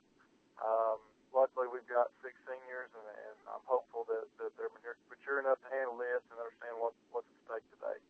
A lot at stake in the championship, again, of the District 2, the Three Rivers Conference race tonight against Elizabethton. Played them twice in the regular season. And tell us how that went for the Rebels. We beat them by 1 at Elizabethton. Evan Hedrick hit a free throw with .2 seconds left to beat them up there. And then we beat them by 3 here at our place. Both games were really what you call, I think, championship-level games. A lot of defense being played, and both teams really wanted those games. So, I'm sure today will be no exception. Talking to Mark Pendleton, again, the boys' head basketball coach at Sullivan South, playing for the championship. That'll come up again today at 5:30. I talked to Doug Fritz a few minutes ago. He's up there for the 1 o'clock game covering for the John City Press. Said it was kind of like a summer league game, not a whole lot of bodies in the stands. A lot of folks still trying to dig out. Some folks going back to work today. Of course, school's out, so not a whole lot of folks there early. But I would say by 5:30 you should have a pretty good crowd there for the championship, wouldn't you think? I would think so, particularly, the Elizabethton girls play before us for the championship, and then the boys play right after. So I'm sure they'll have a good crowd. I'm hopeful that we'll keys to beat Elizabethton today and make it a sweep, beat them for the third time. What do you got to do to beat them? Well, they have so many weapons. It starts really on the defensive end. They have really about as solid starters anywhere in the league that you'll find, and they have a young man named Michael Robson, who's a sophomore, that's really come on of late. So they're really, just honestly, I think Elizabethton's probably playing as good a basketball as anybody in Northeast Tennessee right now. So we know that the last two times we've beaten them, it's because of our effort on the defensive end and rebounding the basketball, and that won't change tonight. They got Tyler Nichols, who was hurt. Is he back? Do you know if he's going to be back? He is back. He played in the East game the other day. He did not start, but he did come in and played some minutes there and helped them. Well, and so it's two teams got a lot of weapons. Of course, you have a lot of weapons with Hedrick and Bowery and Blair and Kamsa and Booker, and I don't think I'm leaving anybody out. So you got a lot of weapons on the Rebel team, so should be a great matchup tonight. Looking ahead, tell me about the regional next week. What happens with the Rebels next week? Well, we've earned a home game in the first round of the region. That'll be Tuesday night at 7 o'clock, and we'll play Chucky Doak or Cumberland Gap, depending on how we do today and how they do in their consolation match down at Granger at 3:30. And so after that, then everything shifts to the Dyer Dome again. Is that correct? Yeah, semifinals. If you win the first round of the region, semifinal games will be back at East. There you go. Coach, I wish you the very, very best. You're a class act. I hope the Rebels get that W tonight against a good Elizabethton team. And I know it's going to be a hard-fought game for both teams, but good luck to you tonight, and hope you get that W and get that championship. You deserve it. The kids deserve it, and go Rebels.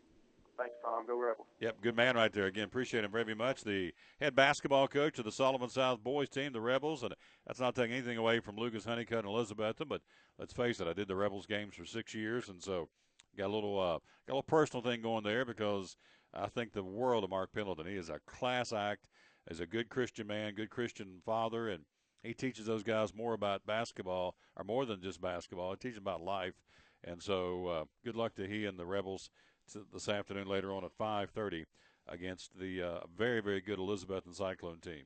They are playing basketball again. We told you earlier. Let's run back down the schedule for you. Try and get that 1 o'clock final from Doug Fritz, who's there covering the game for the Johnson City Press. Again, the Unicoi County Happy Valley game was at 1 o'clock for third place of the girls. The 2:30 game, which is getting ready to start here in just a few minutes, will be the third place game for the boys, Sullivan East and Unicoi County. Then you get into the championship game, as he mentioned, for the ladies in the District 1 AA tournament, Sullivan East and Elizabethton at 4 o'clock. Of course, Elizabethton, the defending AA girls state champion. Then at 5:30, as he mentioned, Elizabethton and Sullivan South for the championship of the boys in 1 AA. Let's run down for you again the single A games being played today as well. They start a little bit later on. They'll start at 4 o'clock. The girls' third-place game, Cloudland and North Green at 4.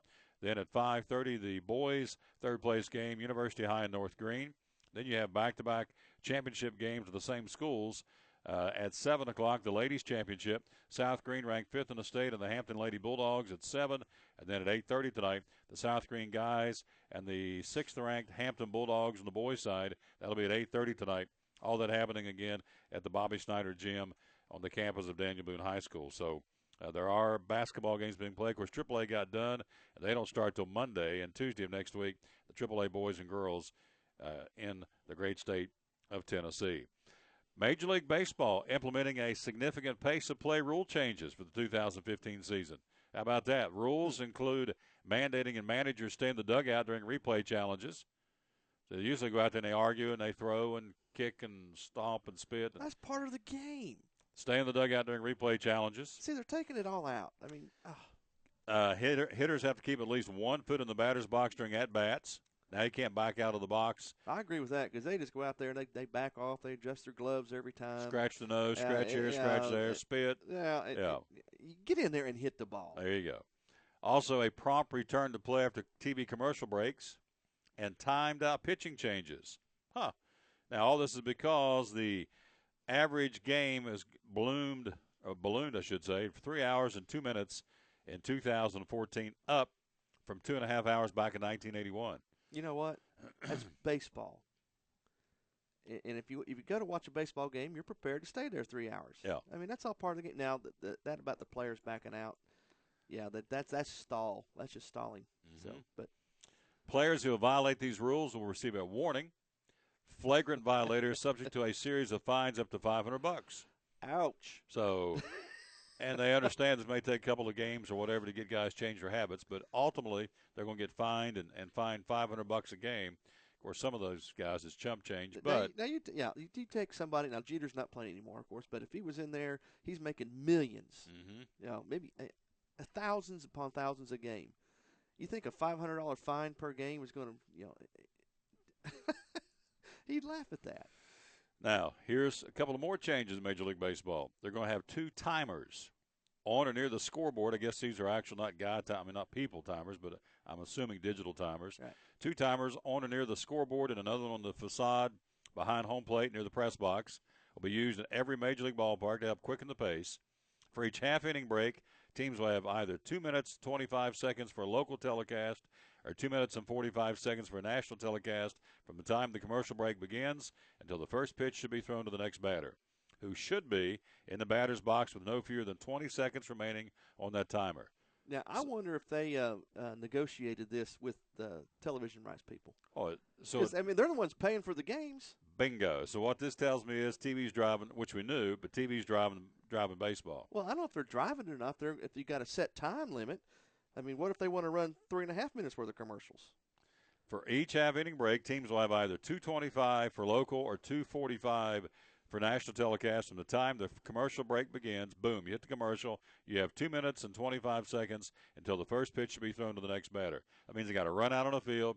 You know, you used to throw the ball across the infield. I used to play first base, and you throw it to the shortstop, throw it to third, and they all warm up. All that's out.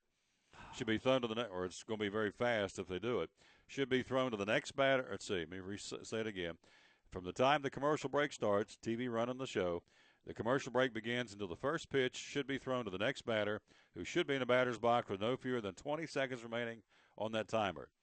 Now, if a pitcher fails to complete the traditional 8 warm-up pitches before the timer reaches 30 seconds, he forfeits the right to do so. He's got to throw 8 warm-ups in 30 seconds. Yeah. There's no way. No. There's not a chance. No way. No. I mean, I'm sorry, that's ludicrous. If a pitcher fails to complete the traditional 8 warm-up pitches before the timer reaches 30 seconds, he forfeits the right to do so. I guarantee you they're going to go out on that mound, they're going to throw 2 pitches, and that's it, because they're going to say, fine, I'll warm up in the bullpen. I'm ready to go. But see, like a day like today outside, cold, it wouldn't be this cold, but typically cold weather, pitcher needs to throw more than 2 pitches to start the inning. He's been sitting over there on the dugout bench, and his arm's getting stiff. Oh, that's true. So I just don't see this working. But now, there again, they didn't ask me, but oh, me, oh, my. So, but I will say this. There's sometimes I go to a game or I watch it, and they just drone on. They get out of the batter's box, and they scratch your nose. And that part I can understand. Remember Canseco used to get out, and he'd stretch his neck, and he'd blink, and he'd spit, and he'd pull up on those 87 sweatbands he'd have on. And not just him. A lot of guys do that. And they do the bat. They look down third base, get your signal, and they step back in. And the pitcher's like, okay, come on, you know. So yeah, you're right. This is all television driven, though. Because, absolutely. Because the games, if they flow over into the next hour, then the next shows are delayed. And, but I'm sorry, this is the great American pastime. There you go. If they want to televise the game, then televise the game. Don't make excuses to shorten it. The new replay rule also intends to reduce the time managers spend chatting with umpires while awaiting recommendation from video coordinators or their coaches. So if you have a replay challenge, you you throw a flag and say, hey, Horace, I'm going to challenge that play, and you got to stay on the dugout step. You can't go out on the field. So managers are encouraged to request a replay either verbally or with a hand signal from the dugout. There'll be hand signals, all right. I don't think it's going to go over well with the fans. No. There's no way. No. That's part of the game. Managers coming out on the field, getting in the umpire's face. That's all part of the game. But see, NASCAR gets it, or is getting it. Obviously, they get it at Bristol Motor Speedway. Who pays the freight for these people? The fans. Yeah. Bottom line. That's who. I mean, you can say what you want to about TV right. At the end of the day, if you don't have fannies in the seats, obviously, and it's for a good reason, Bristol moves their date later in the year because why? Because the fans weren't coming because the weather was so iffy. It's just that simple. But here's where the ball teams in MLB are in a pinch because they keep forking out higher and higher salaries for some of these players. And fannies in the seat they're not necessarily going to – that's not going to pay for everybody's salary. They've got to have these television endorsements that come in. And so now they're letting them the TV dictate. Yep. So they can get more money. Yep. So they can pay their players. Yep. And it's all about the dollar. Again, Yeah. all about the green stuff. Oh, you're exactly right. So managers are encouraged to request a replay either verbally or with a hand signal from the dugout instead of walking out on the field to challenge a call. This should take place within 20 to 30 seconds of the original call being made. So if I sit over there and go, I want to challenge this, and it's 35 seconds, I guess it's too late because you have 30 seconds. What if the umpire's not looking? There Doesn't you want to go. look. Doesn't want to look at you. There you go.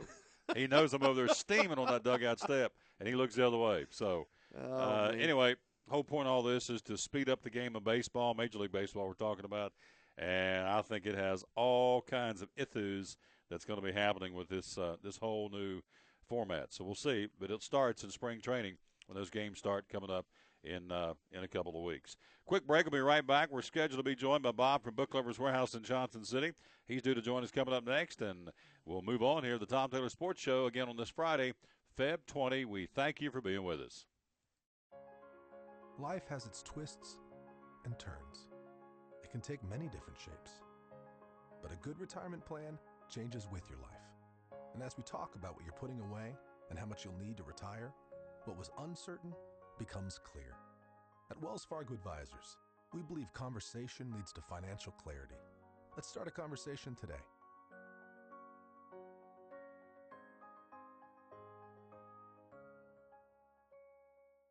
From the driveways where your kids play basketball and ride their bicycles, to the parking lots at your local church or grocery store, Bracken Paving is an important part of many neighborhoods in our area.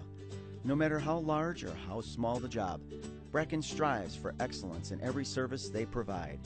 It's a foundation for a strong community.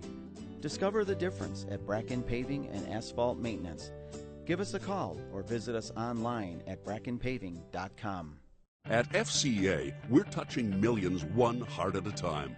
Since 1954, the Fellowship of Christian Athletes has been putting the heart and soul in sports by challenging athletes and coaches to impact the world for Jesus Christ. As the largest sports ministry in the world, FCA now reaches over 2 million people annually on the professional, college, high school, junior high, and youth levels. Through this shared passion for athletics and faith, lives are changed, one heart at a time. Learn more at fca.org. At Farmers, we make you smarter about your insurance because what you don't know can hurt you. What if you didn't know to update your coverage when adult children move home? Oh, heck no. Or that you could get coverage for identity theft through your homeowner's insurance. And that your valuables can be covered by home insurance even when they're not at home. The more you know, the better you can plan for what's ahead. Talk to Farmers and get smarter about your insurance. We are farmers. Bum, bum, bum, bum, bum, bum.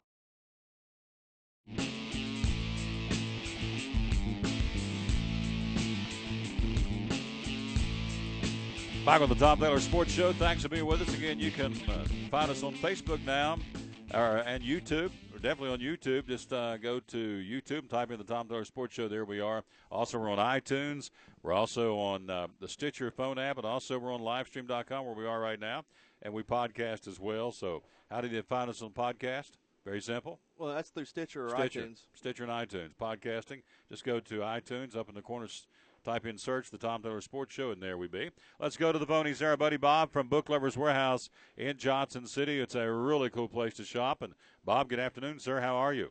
Oh, I think I'm getting older. Although last year I quit getting older. I was getting younger, but now I think it's gone back the other way. So anyway, I'm glad to have you on the radio again, and I'm glad to talk about sports because that's, especially NASCAR, that's a big deal around here. Absolutely. Daytona starts on Sunday. Jeff Gordon's going to be on the pole, and you've got some NASCAR, those big old coffee table books on sale. Tell me about that. I do. I have books about the racers and their life history.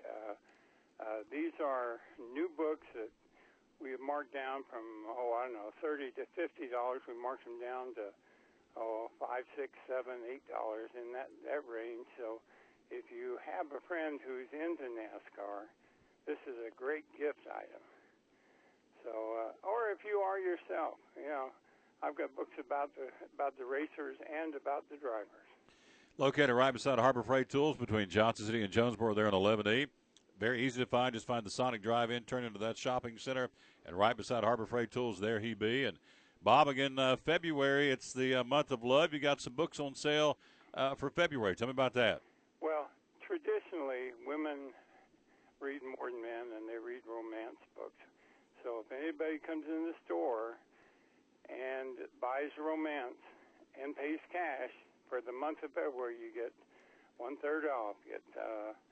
So it's a good deal. It's not buy one get one free or anything like that. It's you get 1/3 off. So come in and see what you can find. I've got a huge selection. Not only do I have regular romance books, I've got Christian romance books and all kinds of mystery romance books and everything else. So come in and see what you can find, because that's a real deal. That's about 25% of whatever we sell is in romance, and another 25% in mystery. Talking to Bob, Book Lovers Warehouse in Johnson City. Again, they're open 7 days a week. We'll tell you about that in a moment. What do you feel like separates you from the other used bookstores in the region? Well, I think one of the things is that we have room to take more in trade. So if you have some books that are unusual, or how-to books, or books about, local history, bring them in. We'll be glad to look at them, see what we can give you in trade. But we have room on the shelves for about 500,000 books, and we're approaching that already. We're about 400,000 books right now. So we've got a great selection of everything, textbooks to romance to mystery to science fiction, and a lot of sports books, a lot of NASCAR, a lot of golf, a lot of racing books. So, I just got a great selection. You need to spend at least a half an hour just to see where everything is. If you can spend an hour, you'll find some stuff in there you'll never see before.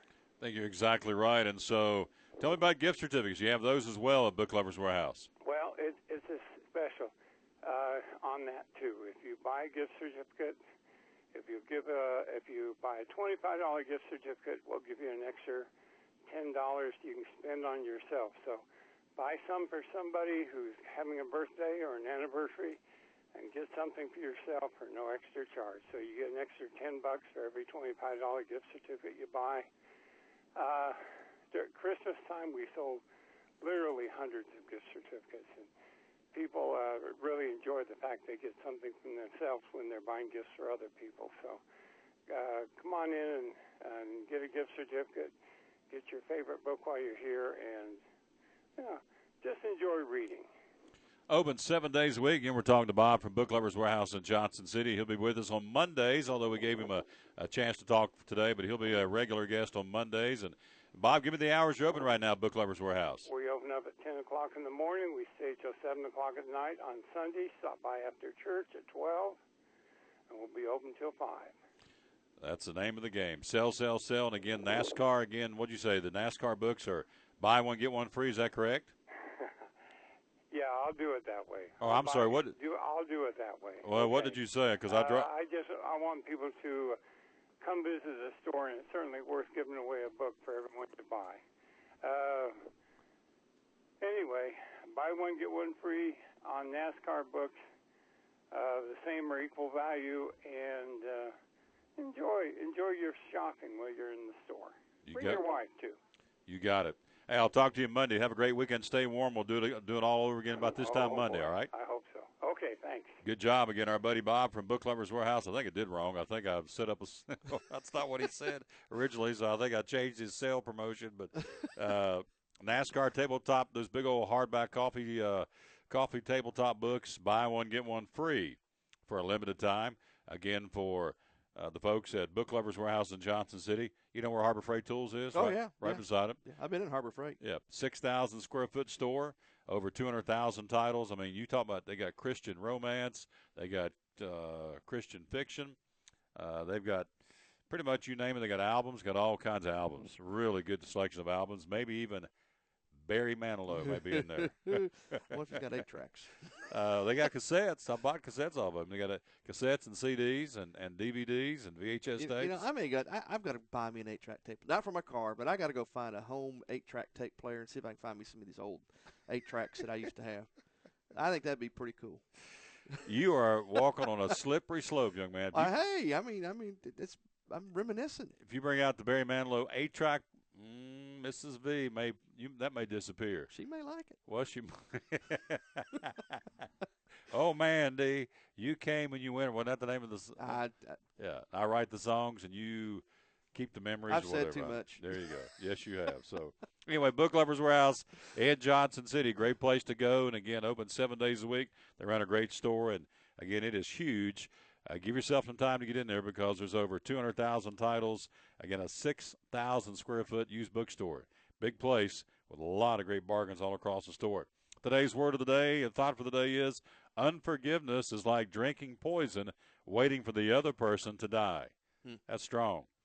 Unforgiveness is like drinking poison, waiting for the other person to die. So, moral of the story is you want to let what folks do to you, and a lot of folks get hurt and get done wrong. We all have, one way, shape, or form from time to time. Let it go. Again, and that's the word of the day and the thought for the day from Larry Kaiser, Nationwide Insurance at 282-1389 is the number to call. As promised, we've been telling you that we wanted to bring you the interview with Greg Ives, the crew chief of Dale Earnhardt Jr., and also we're going to go ahead and squeeze Junior in the same interview.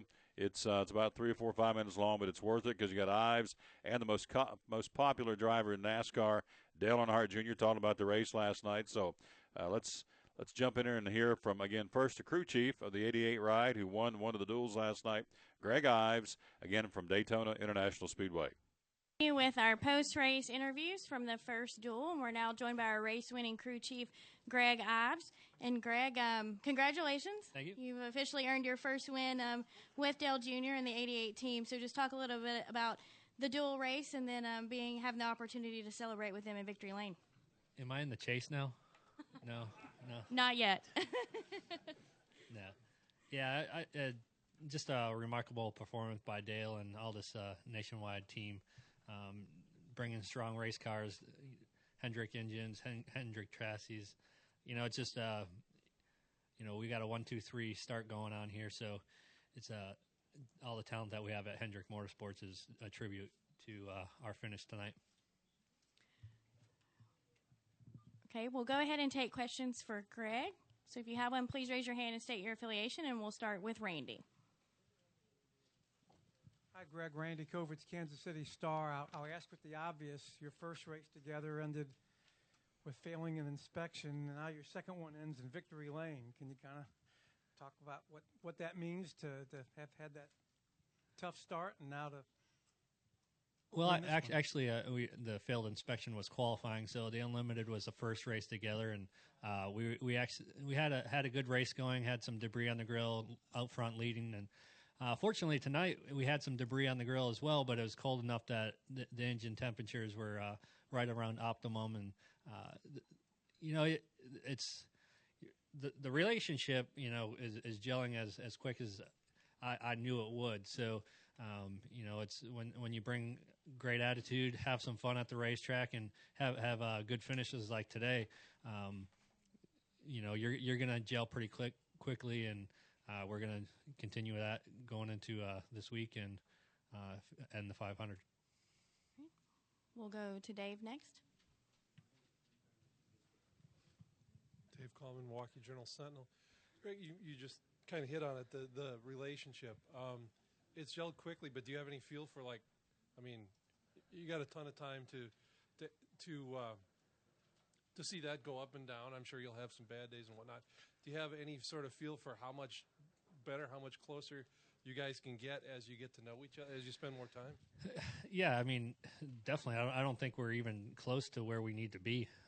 But, we have a good start going. I feel like some of that start is just our friendship relationship. We're building our working relationship. So I feel like there's areas I'm going to have to improve big time. There's areas that Dale and I are slowly growing and continuing to make better. And, it's just going to keep on flourishing from here, and this is a great way to make that happen.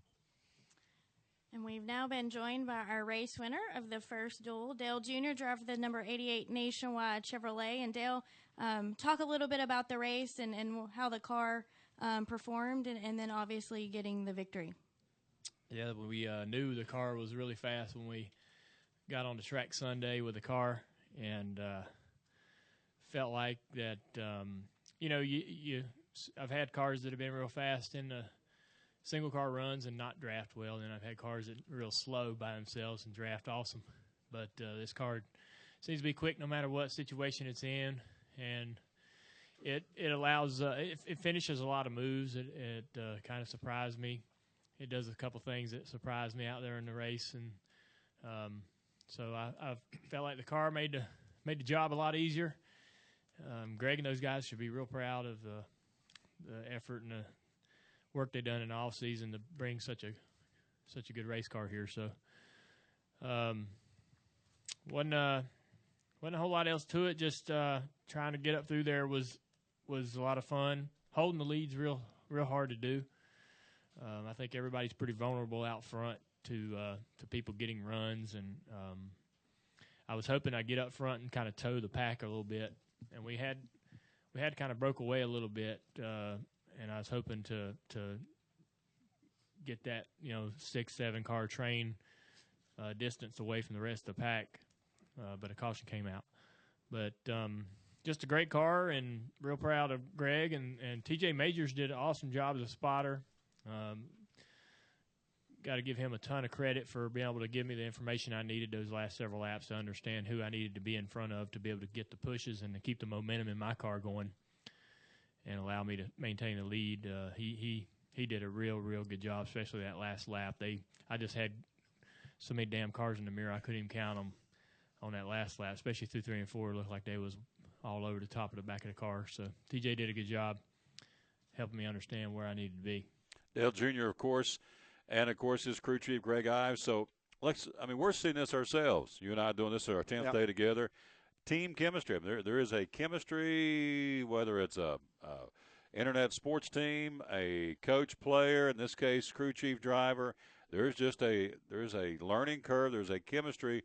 One must learn the other one to bounce off of and learn this, learn that about them. So the difference between you, in our case, you and I, we're here, and we're somewhat in the public eye, but nothing like these guys. They're in not a soapbox, but in a fishbowl every single day. Everybody's watching to see what they're going to do, how they're going to talk.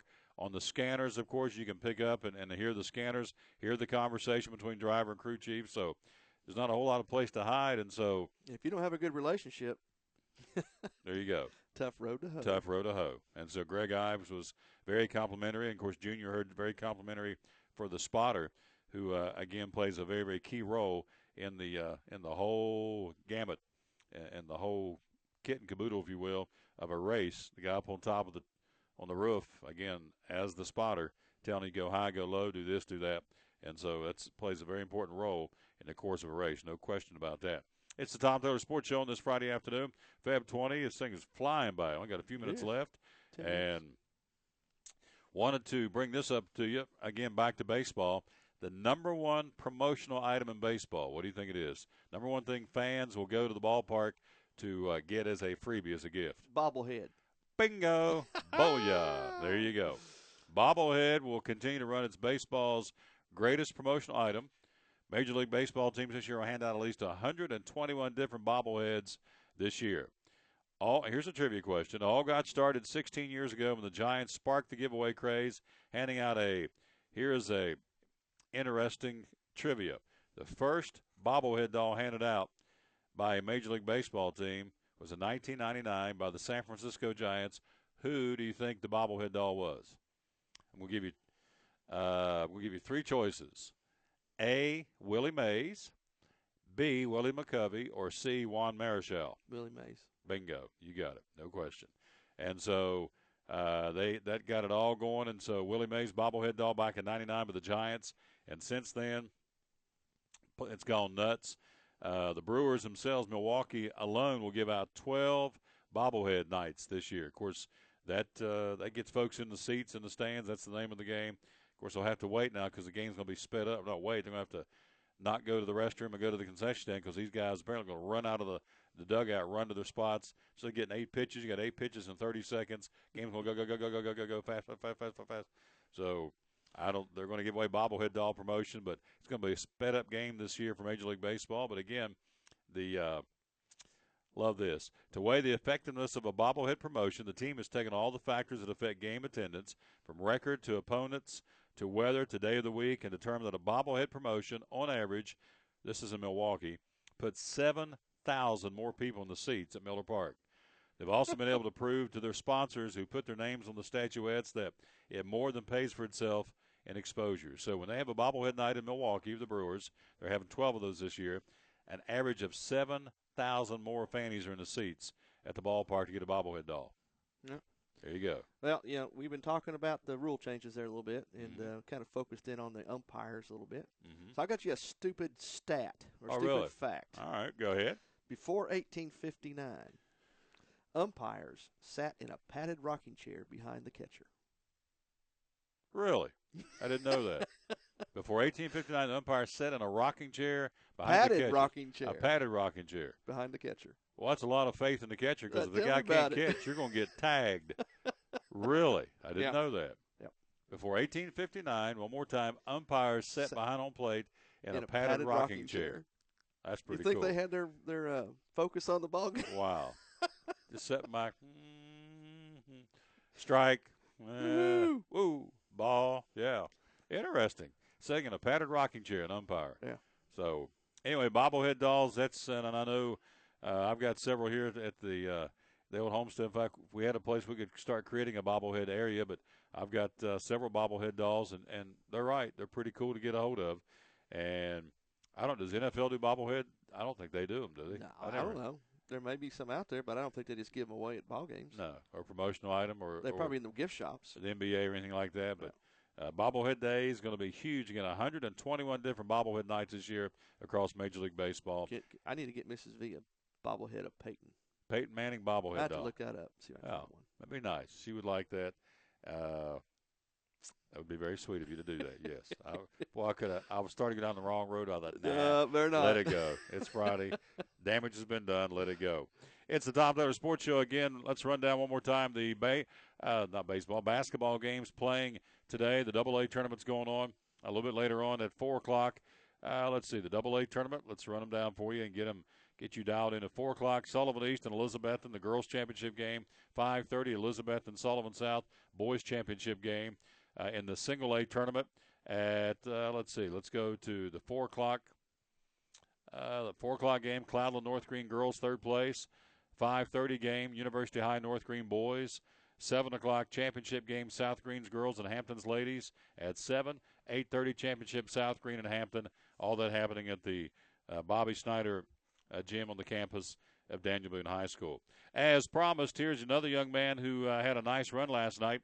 Again, this young man's getting ready to roll off in the top 15 for the race coming up on Sunday, the Daytona 500. Here's comments as we pick up the sounds and the comments from NASCAR driver Ryan Blaney. And continuing with our post-race media availabilities, we've now been joined by Ryan Blaney, driver of the number 21 Motorcraft Quick Lane Tire and Auto Center Ford. And Ryan, you earned a 6th place finish in the second duel to officially compete in your first Daytona 500 on Sunday. So just talk a little bit about those emotions and what you anticipate Sunday to be like. Yeah, it was a really smooth race for us. Everything went away. We went really smooth on pit road the one time that we came down, and that's really all we can ask for and try to control the things that we can control. No mistakes on pit road, and everything else is kind of up in the air. You never know if you're going to get caught up in a wreck. We were ahead of those incidents tonight and didn't get caught up in a wreck like some other guys did, and just fortunate to be in the spot we were at. But I thought our car had really good speed. Tonight was all about transferring, and there was a couple opportunities I really, really wanted to drive hard and go for a win, and we had opportunities to do that, but like I said, the main point was to transfer tonight, and that's what we did. And everyone did a great job, and it's just cool to be with the Wood brothers and say we're racing Sunday. I try not to get too worked up before races, and I tried to play it cool before I sat in the car, and then you get nervous during pace laps, and it's just nice to kind of have all that go away. Okay, we'll take questions for Ryan. Please raise your hand and state your name and affiliation.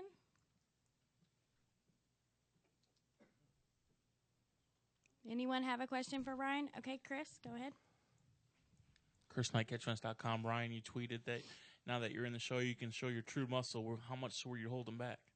I can't tell you that. I think, like I said, we had a great car. We have really good speed in our car. I believe all three Penske cars do.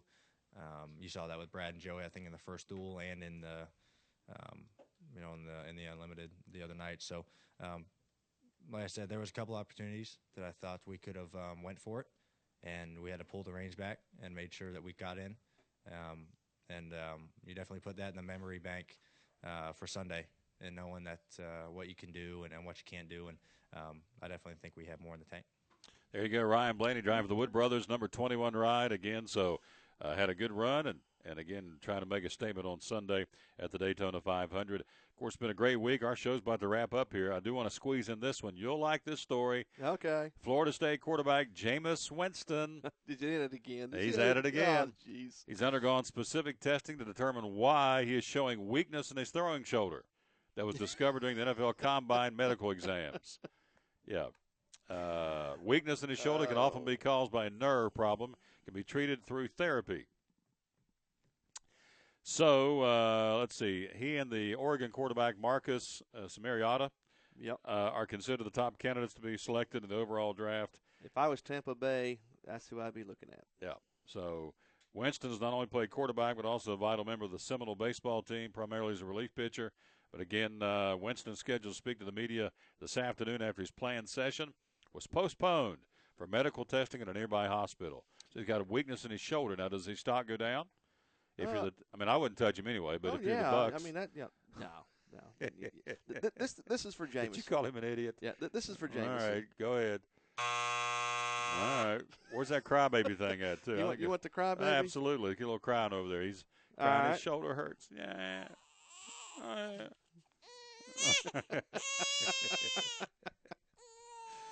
There you go. All right. So anyway, Jameis Winston got shoulder problems, and I guess that will scrap his attempt to pass during the combines. But he went in saying he didn't want to do it anyway. So the question is, and you have to ask because it's 2015: is this legit, or is this guy, He had to have some talent. He played at Florida State, and he was he's got luggage. Let's just put it that way. Mm-hmm. And until he can rid himself of that baggage and extra luggage, and focus and get right, okay, get off this ego trip, and focus on what's at hand. And if he's got a bad shoulder, he should have Jameis Winston on that bad list. Okay, go ahead. Yeah, put his name down there. He's on there with Junior and Hamlin. Okay, all right. He should have been up front about it. Yeah. Not let this be discovered here at the midnight hour. There you go. So anyway, Jameis Winston having some shoulder problems, not throwing today. He's at a nearby hospital there getting some examination, having weakness in his shoulder. Now you know why he didn't want to throw. There you go. Bottom line. He may have known knew something. He couldn't have thrown. There you he go. Knew it. Now the cat's coming out. Cat's coming out of the bags, they say.